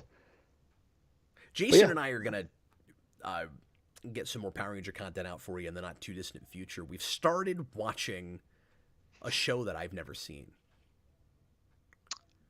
And we're going to try to do a series overview. Or that I haven't seen hardly any of. We're going to do Lost Galaxy. Because we did Space. And I've never watched Lost Galaxy past the pilot. And I've seen like a 2-parter in the middle. I've seen the Freaky Tiki episode. Because I love Freaky Tiki. As you should. Because he's wonderful. Annually. I need the lightning Freaky Tiki figure. The lightning Freaky Tiki. DJ, you got me wanting to buy more of those now. I almost finally picked up... I suggested something that doesn't even exist. No, I know, just bringing those up again. I almost finally broke down and got Pumpkin Wrapper yesterday.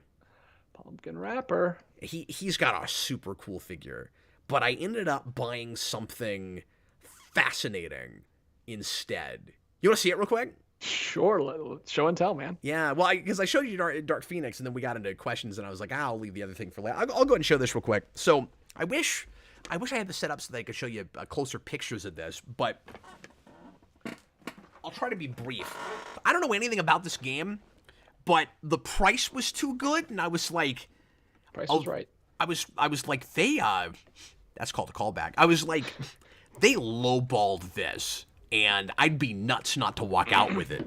So there is this game from WizKids called Dice Masters. You ever heard of Dice Masters? And it's kind of like a CCG where you buy it you get like a starter set, and then you buy it in packs, and there's a bunch of different characters that you can get. And I thought it was just DC, but there's more than that. So what I found was this collector's box. It's World's Finest Dice Masters. And when I picked it up, I was like, oh, $40, and it's pretty heavy.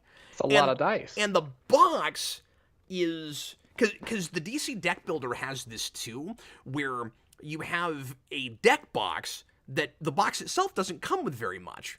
It might be like for different games, it might be just some extra cards, or this I think just came with some foils. And I was like, and it was closed. I couldn't get into it unless I took it to the counter, because it had.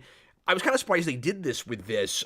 It had one of those like don't tamper with plastic things wrapped around the whole thing, which just intrigued me right away. Right? Spider wire on a dice game. That's yes. Weird.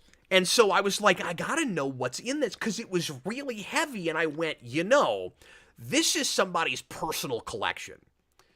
Like, this is some big collection somebody took to vintage stock, and they only wanted $40 for it. So I got it open, and I can't really tip this, because everything will fall out of it. I don't know if I can really show you guys this. But I opened it up, and I immediately knew I was going to get it when I saw this. It turns out that this is not just DC. But they also had the Marvel license. I don't know if they still do, because they still put this game out apparently, or they still were as of last year. This is up through like 2016, and so this is just after New 52, and it's got some New 52 stuff. One of the things that made me want to get it when I opened this was it's got Red Lanterns. It's got several Red Lanterns, and it's got Red Lantern Supergirl, but it's also got Guardians and stuff. And anyway, so it is just a personal collection of all their stuff. Yeah. So, oh no, I can't tip this. So check this out. It's 160 dice. Good gosh. With all the coordinating cards. Oh, I'm dropping stuff out of it. You lost one. I lost a die. Oh no. Give me loaded dice. And it's got like Hobgoblin and a bunch of other characters, and it's cool just looking at all the emblems on the dice, because every character has its own set of dice. Well, and you have a Zordon dice launcher that you can use for this game. It's a good point. I do. Yeah, I wish it was a launcher. That'd be cool. It's a dice roller. Like, you drop the dice in it, and it rolls for you. But it'd be pretty cool if it shot them across the room. But anyway, I almost brought this up earlier when you were talking about Aunt May, because there's Aunt May dice. Oh, my Aunt May is a character that you can play as and make her fight with dice. It's crazy. Anyway, so I'm very excited about this. This has to be worth at least a couple $100. And I didn't buy it at resale. I'm going to keep it. But isn't that crazy? Buy it to resale. Cap never does. What a silly thought. I used to. Some. But yeah, I bought a lot of games like this, just, collections in the first place. So anyway, I'm very excited about that. All right, we got a super chat from John Ty as you were stalling with show and tell. $5. I didn't mean to stall. It just came up. We are $6 away from the gong goal, and I'm sorry. I had to stop you for a second. I'm really sorry for doing this. This is horribly unprofessional of me. But I'm going to need you to hold the fort for like 30 seconds. Okay. I'm going to rush off and come right back. Are you ready? Sure thing. I will hold the fort. I don't know what I'm going to talk about. I can go to the Patreon. So someone asked me a Patreon question in the from GB Rogo, and he says, DJ, do you see value in collecting physical media even if you just stream everything? Mainly speaking for myself, when I buy physical media, I usually still watch those movies on streaming due to convenience. Is it harder to justify the purchase if you barely watch the movie that way? Or is the value in its preservation and longevity? I think there is a little bit of value in the preservation of film because you never know what's going to happen with streaming services. But for me personally, I do find it difficult. I would find it difficult to justify if I wasn't actually using it because I always use the physical version if I do have it. But I actually am completely moving away from streaming services now because I don't even have any except for my wife still uses Hulu, and yeah, that's the only one we have. So yeah, I don't even use streaming services anymore. I'm not like boycotting it. And I do have the Criterion Channel streaming service, but that's actually my friend's account that I use. So yeah, I'm usually all about the physical stuff, not streaming. So it would be harder for me to justify that. But whatever floats your boat, man. If you don't have a problem with it, keep collecting. That's what I always say. And it looks like Cap is back with more show and tell. My headphones are falling apart. Here he is. What did you get, sir? I'm gonna have to get new headphones. Like this, Yeah, the guys, sight of this. forget the gong. We got to buy this guy more headphones. His stuff's just falling apart. If you get us to $100, I will also buy headphones. No, I'm gonna have to buy headphones anyway. So side-scrolling hero was shocked that there's a dice tower with Zordon's face. So I had to show it to you. I just painted this. I finished painting this yesterday, day before yesterday. And it was really, really super cool that they made this paintable. So this is for the Renegade Power Rangers games. It's for the board game and also the role-playing game, which DJ, I finally started buying books for Jason for his birthday, because he really wanted to get into that. So now I got to get into tabletop role-playing, which I've never done, and I'm kind of... Well, you took to the other Power Ranger game pretty well, so I think it'll be fine. I guess we'll see. Yeah, and we're playing the deck builder too. It's like my whole life is Power Ranger tabletop. It's really freaking weird what I'm doing with myself. But anyway, if you had told your 10-year-old self friend, he would never believe you. No, he wouldn't. I don't think I would have believed me 5 years ago. Anyway, so I got this painted. I've been trying to start batch painting all the stuff that I haven't had time to work on lately, and it's been like 6 months. But anyway, here is my painted Zordon dice tower. I'm very happy with how he turned out. It's so big. It's so big. Oh, it's huge. Yeah, it's massive. Oh, you can actually see it a little bit better back here because it's not as washed out from the light. But yeah, what do you guys think of my Zordon? It looks like a TCRI canister. It kind of does, yeah. The size of it. Did you know that Zordon is the secret of the use? Oh, gross. He's what spilled all over the turtles. That's disgusting. That's true. Okay, so now that that's come up, I got to mention this real quick, too. Next Tuesday, if all goes according to plan, this is supposed to happen. I was just talking with him again today, and I think it's going to work out. But we're going to have Jonathan Ying back on the program, or back on the channel, the guy who created the Power Rangers board game, Heroes of the Grid. I did an interview with him several months ago, and I've always wanted to sit down and actually play the game with him, and I got him to agree to do it. So he and I and Jason and Freddie are going to do a game Tuesday night at 7. I'm not usually going to have a live show that night, but I'm making an exception for this, and that's the plan at the moment. Hopefully that ends up working out. But yeah, so we're going to have the guy who invented the game play the game with us, and I'm going to let him pick the monsters in the boss. Sweet. Exciting stuff. Make sure you tune in for that. It's going to be live, right? You did say that. Yeah. I'm kind of wondering if it should be, because true, there's so much stuff that could go wrong with it, but that's the plan at the moment. Yeah. Yeah. But we did get a crazy super chat here from John Ty. $5 super chat. What do you think of Mila Kunis playing a gender-swapped version of The Thing in the Fantastic Four movie? And I think he said that this was if not at least a rumor. I don't think he's just making this up. Now there's a lot of wild rumors with that and everything else, which is crazy. It sounds like there's a little bit more credibility to the Margot Robbie thing. Maybe I don't think anybody is even for sure about that. I personally don't want that. I don't know what the point is of gender swapping The Thing. Like, I wish we could take some of the stuff a little bit more off the page, like because the only time we had a more like just straightforward, straight off the page Fantastic Four, like the closest it ever happened was the like really cheap.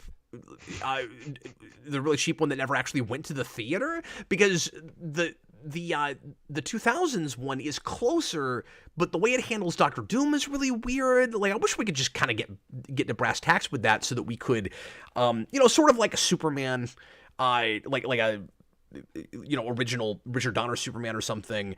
You can kind of present it to an audience that has never really experienced or understood those characters the way that more or less they were originally intended. I know it's decades later and you've got to update to some degree, but yeah, I don't want a female thing. I'll just come right out and say that.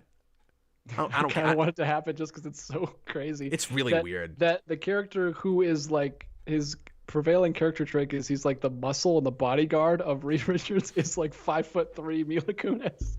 I think it's amazing. That's crazy, but who knows? We'll see. Maybe that movie will be bonkers.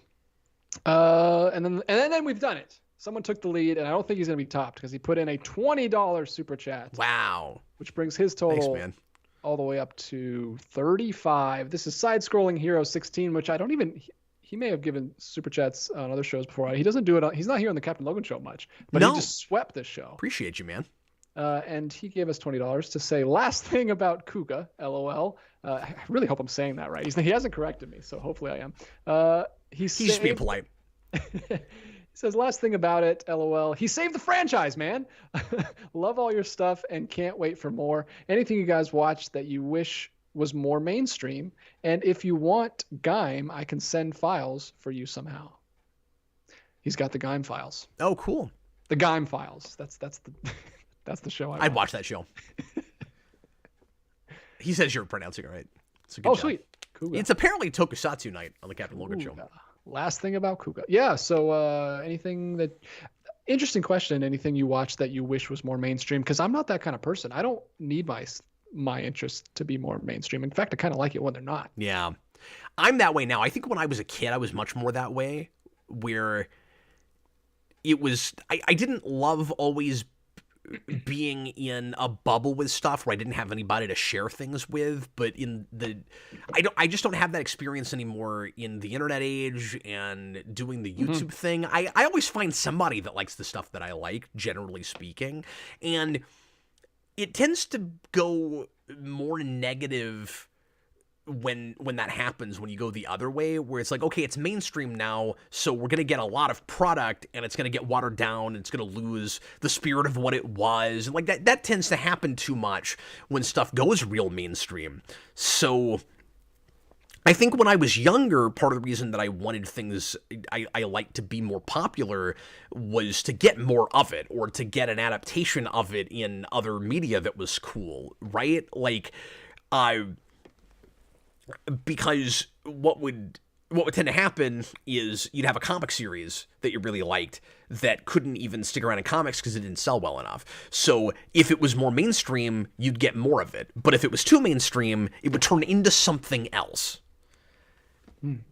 So that's the difficulty with it. So I guess for me, there's a sweet spot of popularity where maybe not mainstream, but popular enough that it's selling well enough to keep getting made so that you can keep getting it. But if it's a thing that's just... Because DJ, obviously, you're more of a movie guy than anything, so a lot of the things you like are kind of one and done in the first place. And of course, I also have that with a lot of things, but I'm more of a serious guy than you, so a lot of things that I've loved get canceled prematurely. And you don't have to worry about that with a movie, unless it was set up to be a franchise. Yeah, and if it was set up to be a franchise, I most likely didn't like it. Yeah, exactly.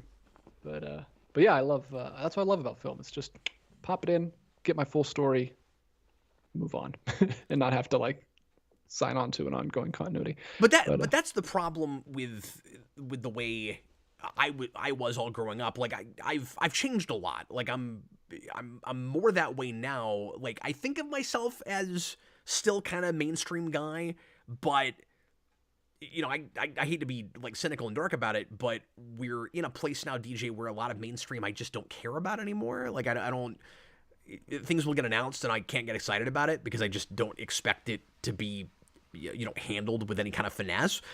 And so I go, well, I mean, there was time I would have been excited about that, but I don't trust anything anymore. So then I'm just going to the past, or I'm going to more underground things, or I'm looking at just stuff people are basically making in their basements or whatever. Like if I ever listen to any new music whatsoever, it's people on YouTube. It's not anybody with a music contract, And what we consider as mainstream and what is popular now is very splintered and very different. And you don't have to have a contract with anybody or work for a studio anymore for anybody to look at your stuff, and that is a really good positive change.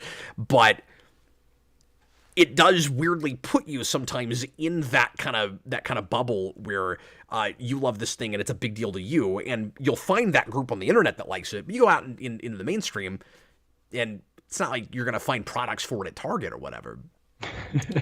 Yeah, and that's usually a problem. I don't want products. I don't want more products that I am tempted to buy. But sure, you can probably tell I'm conflicted about it these days. I'm 50-50, buddy. I'm in both sides. There is that. Maybe I still haven't grown up enough and maybe you have. Maybe that's the problem with this. Maybe that's the reason that I still care about Power Rangers and you don't. Maybe that's where we're at now. Is there's that part of me that wants things I love to stay small so that they can stay more pure, and there's that other part of me that wants to buy everything. I still have that to some degree. Like, and I try not to be like that as much, and I don't think I'm as bad as I used to be. But I do like merchandise for stuff I'm real into. When my kids fall in love with something, the first thing I think of is, what's the thing I should get for them related to that for their birthday? Yeah. Like, maybe if I grew up a little bit, I wouldn't be like that. I don't know. I definitely still have that. Like, I just had that today. But more, as long as it's content based. If it's books, if it's movies, if it's something that they can actually, I'm more into that than stuff that like goes along with it. But I also I buy my son. They're both really into Pokemon right now, and we've been watching through the anime. And for some reason, the big beautiful Blu-ray box set that they released is only season 1 up through episode 52. Episode 53 through 79 of season 1. Not on there, so I have to like go on eBay and hunt down like a DVD of just those episodes. Which is my kids have dealt with that too. Really annoying. But I'm trying to get them that. I'm also buying them the little action figures for that. So I definitely do that with my kids too. Because it's fun. My 2-year-old, she likes little tiny action figures that she can kind of carry around. So we've been getting the Pokemon battle figures. But we were getting some super chats, so let's go ahead and jump in. Yeah, we're past 2 hours, so let's go ahead and try to wrap things up. Officially, I have to try to buy a gong now, and I might have dug a hole for myself here. I don't know if I can get one, and I'm not promising a giant gong. Okay, it might just be a desk gong, but I have seen those that are very loud. Yeah. Size doesn't matter when it comes to gongs. We'll get whatever gong we need for the show, and I'm so glad we made it there. But it looks like side-scrolling Thank Hero. You guys so much. I'm excited 16 about has won with $35. Unless anyone wants to try to top him. Good Lord! Thank you very much, man. Mojo's at 20. He just put in another $5 super chat. What a guy. John Ty, $2. As a fan, is it ever okay to gatekeep entertainment? Interesting.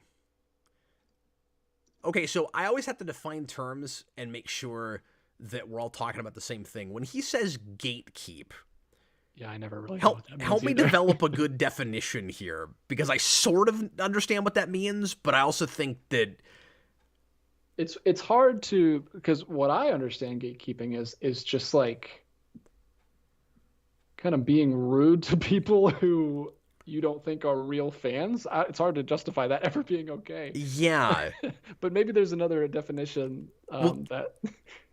Yeah, is it just to other fans, or is it also sort of to creators where it's like somebody's making what you think is a big mistake in a franchise or an adaptation or something, and you're tweeting at them being like yeah, maybe like, so. Like, are you let me ask you this, because just modern terminology that I don't use a lot, that I feel a little bit out of my depth. I never use that term because I never know if I'm talking about it right.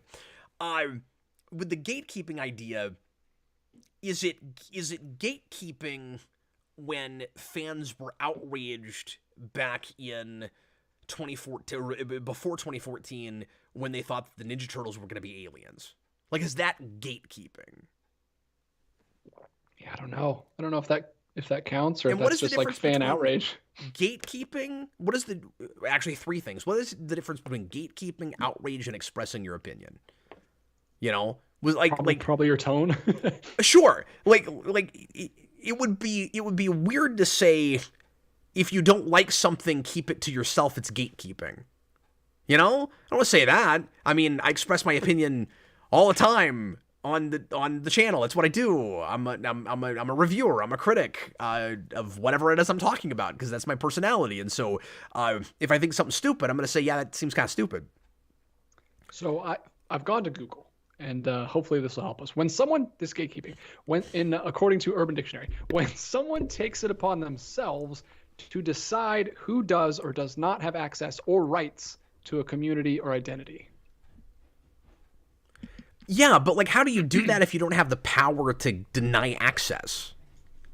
That's the part of that I've never really understood. Like, when somebody says a fan is gatekeeping, I feel like, isn't there kind of a fine line between doing that and just saying, I don't like this thing, I don't think you should either? Like, you can be too forceful about it, and you can try to, you know, get people canceled over things, or try, like maybe this gets into cancel culture a little bit, or you can try to turn parts of a fan base in Discords, message boards, and whatever against people that are on board with something that you think is, you know, against the spirit of a franchise or whatever. And maybe that's bad, but I think just even if people think you have a bad take or whatever, I think just coming out and saying, that's dumb, you know, I'm not going to support this, I don't think that's gatekeeping.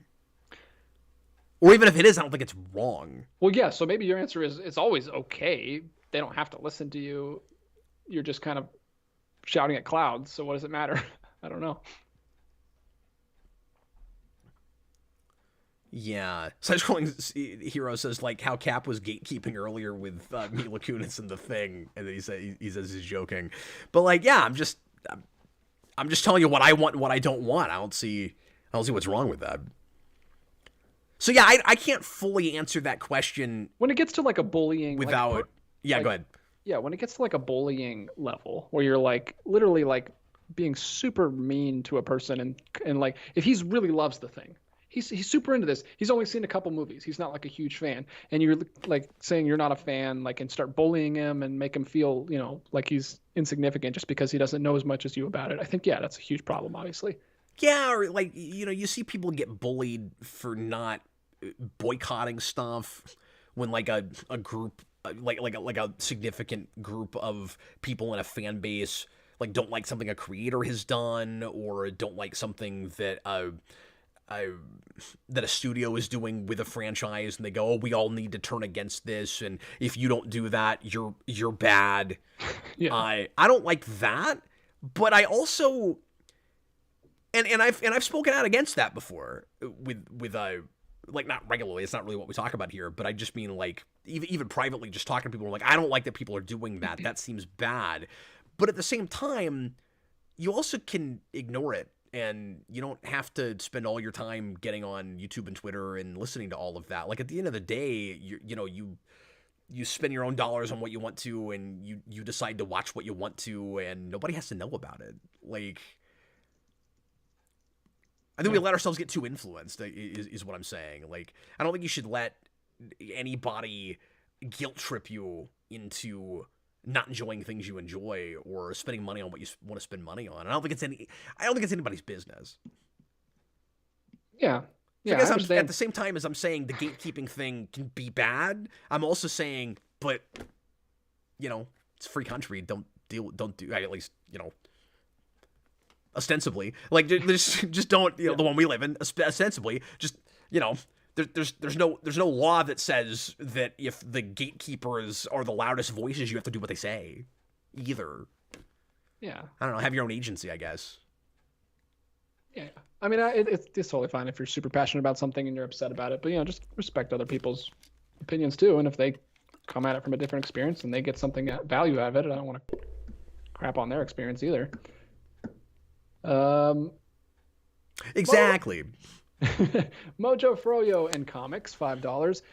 If I make a Captain Logan Froyo in your honor, what should it have in it? There's been a significant portion of the show about Froyos now, and he's going to run out at some point. Pineapple, most assuredly. Pineapple pizza flavored, because that's no, not pizza. No, that turns my stomach, and I don't even eat pizza anymore. But no, it's got to have pineapple in it, and it could just be a straight up tropical thing. Like it could have coconut. I like coconut. It could have kiwi, but it's got to be front and center pineapple. Pineapple. Call it a golden goose. T-Edge1, $2, another super chat. What is this new emoji thing? I don't know. I've been looking at it the last 5 minutes, and there's just hearts coming up from the bottom in the chat. I don't know what's causing it. Oh, really? Yeah, on mine. I haven't even noticed. I assume that's what he's talking about. Look at the comments there. Is it happening on your side? No, I'm not. Mine just looks normal. Plain old boring chat. Weird. I'm going to see if I'm also getting it on my laptop. Yeah. So on my desktop, it's hearts. Oh, no. It just changed. Who's doing that? Somebody's doing that. Somehow. Because it was hearts, and now it's... Someone has hacked you. A flower basket, or it's like, somebody is doing this, and I don't know how they're causing it. Someone has hacked you again, but their nefarious plan is just to distract you with emojis. That is a benevolent hack. Or a benign hack. Or it could be truly diabolical. Maybe you'll eventually just go insane. Now there's hundreds coming up, and... What is happening? Someone has access to... I don't know. Side-scrolling Hero put a big smile, and I think maybe he's doing it somehow, but maybe not. Maybe not. Somebody tell us how this is. And now it's disappeared. It's done.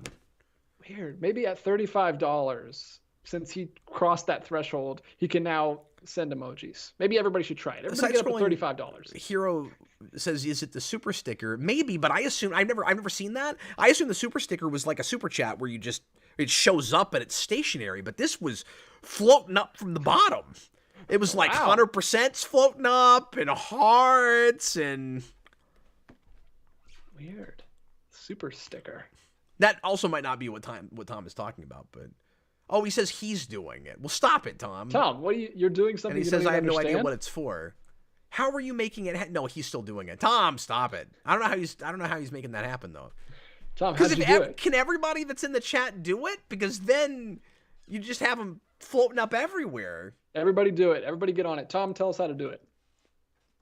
Forget the gong. We're just going to use the emoji. The emojis of the internet's gong. We're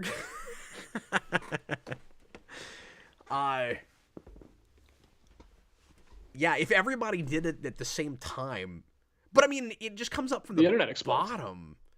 I see nothing. I think it's just for the creator. No, it's not happening at all right now. Oh. Anyway. I feel so left out of this right now. Let me refresh my page. Yeah, I'm not sure how you're not seeing it. It's just in the chat. It's not there. It's not there right now. Okay, somebody do it again so that DJ can see it at this point. But yeah, that's going to be sensory overload if everybody does it. Well, that's how it is on like any other live stream. Like I think Facebook live stream is just like emojis flying all the time, the whole time. I don't get the point of that. Oh, people are watching me and sending me hearts. That really motivates me to keep talking. Yeah, there they are again. He says there's a little scroll wheel next to the chat. Okay, it must be a new thing. Anyway, we gotta finish up the show here. Are we done? Is that everything? That's everything. Unless you want to keep talking to Tom about this. Okay, so no, I really don't. I think I'm good. I understand what's happening now. I see what's happening. I don't understand it. I still don't even see it. I don't have a scroll wheel. I don't even have the emojis. DJ, who is officially the super chat winner? You said it, but I want to make sure that we say it again. Our super chat winner is newcomer side-scrolling hero 16. Thanks, side-scrolling hero, who put in a lot of super chats to make sure that I watch a Kamen Rider show at some point. Yep. And that was him, right? To make sure that you have to get side-scrolling hero 16 into your script. What I love about that is that I'm a big platformer guy. Like people that know me will think that that's just a reference to my obsession with retro games. Yeah. You could just have 16 side-scrolling games just in the background. Oh, I wasn't going to do that obscure of a reference. I mean, I was going to actually put his name in there somewhere. Ah. He could be like in the Incredible Hulk movie where you're just talking to you're talking to like you don't know who it is at the point. He's just talking to Mr. Blue on the Side-scrolling computer. hero, would you send me an email? The email address is in the about page about Gaim, and if you want to send me that, we'll do that, and then I'll finally watch that. Send him Gaim because I do really want to do that. He says he's got all of it, and it's in 1080, and I've never seen it at that quality, so that would be wonderful. Wonderful. Yeah, we'll figure it out. I appreciate you, buddy. But yeah, message me soon. We'll put that together. You rock. And I will write your name down so that I don't forget to put you in the movie. Wow, we had 2 lofty goals this evening, and we hit both of them. We managed them both. Well, somebody, I mean, unless we got no super chats at all, somebody was going to win that. That's true. It was a more attainable goal, but it got down to the wire because there was a healthy competition this evening. Lots of interaction. Adrian says he thinks Mojo Froyo is tied. Is it true? Froyo. I can read him over again, but he put in that $20 one at the end, so that was quite a bit. Let me check it. Thank you for keeping me honest here. So Mojo Froyo put in 10, and then he put in 5, and then he put in 5. So he's at 20. That would not be a tie, unless there's one you missed somewhere. Maybe so. If he put in like another 20, but I think I would have seen a 21. Yeah, but side scrolling did 5 and then 10 and then 20. So he went all the way to 35. Sorry, I usually don't like go down the list of them, but we're just making sure. No, appreciate you, man. Okay, so part of the rest of my evening is going to be finding a gong. So I'm gonna go do that. It's going to be on the show. I'm going to try to get it for next week, but if not, soon. Just in time for Cinco de Mayo tomorrow. Oh, is it really? I didn't even know that. Gonna go to a Mexican restaurant with my wife and have some margaritas and a burrito because that is what I do. That's basically just every Friday with my wife. But we're gonna call it. We're gonna call it. We'll have fun, man. Thank you, sir. I wish I could do that. That sounds great. Working from home has its advantages. Mostly, it's all advantages. Well, when I say I wish I could do that, I just mean my wife doesn't like Mexican food that much, so I don't get that very often. But I gotta take Jason to Guardians tomorrow night, so maybe he and I will go to a Mexican restaurant. Yeah, there you go. We could maybe do that. So, like I said, Guardians of the Galaxy Volume 3 spoiler cast on Sunday at 2:00. Strap in because it'll be a long one, but I'm sure. But I'm excited about it. Austin is probably watching the movie or has finished it by now already because he was going tonight. And he and I and Connor are gonna. Yeah, he's been stoked and looking forward to it all year. It's his favorite thing. He told me last night, right before, because we did a show last night, and just before I went to bed, I got another message from him, and he goes, I feel like a kid on Christmas Eve. Like, he's so excited about it. Yeah, chances of him loving it are 100%. Pretty much 100%. Yeah, he's gonna love it. Absolutely, and I'm looking forward to it too. I don't have that elation, but I'm definitely looking forward to it. Especially because the early reviews have been good. I don't usually keep track of that and care, but people that have my sense of, or closer to my sensibilities that have liked the other ones liked it, so I will probably like it. I imagine it'll be good, but I guess we'll see. Cool. And I love it. I will. I'm gonna stream tomorrow night if I don't get back too late from Guardians. Austin and I are talking about doing a show on what might have been the lead-in topic tonight, but we had so many questions already, I didn't want to do a lead-in. We're talking about maybe tomorrow night, and this is tentative right now, but the plan is to, it'll be later in the night. We probably won't even start until like 11 my time. But for those of you that happen to be up late, or if you want to watch it later, obviously you can do that too. We're talking about doing get this, DJ, a speculation cast on the future of AI usage in movies. That's the most depressing speculation cast of all time. Where exactly is all that going? There was an article released today saying that studios in Hollywood are planning on using AIs to write scripts during the writer's strike, and then post the writer's strike having actual writers rewrite those scripts. And I want to talk about that. I can't let that lie and not have a conversation about it. So we're going to try to do that tomorrow. That is depressing.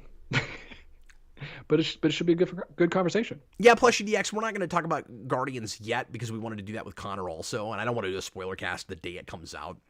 Yeah. Jason and I might do a real quick, like, out the door review. We were talking about maybe doing that, but I kind of don't think that'll happen. But again, playing everything by ear. So I hope you guys had a good time. And DJ, I hope you had fun too, man. I always have fun. It was great. And this was an especially fun one. Very random and crazy and zany. Yeah, it was pretty zany. Not the most off the rails thing we've ever done, though. Absolutely not. All right, folks, we appreciate you. I'll see you again real soon. I was Captain Logan. This was DJ Martinez. Bye, everybody.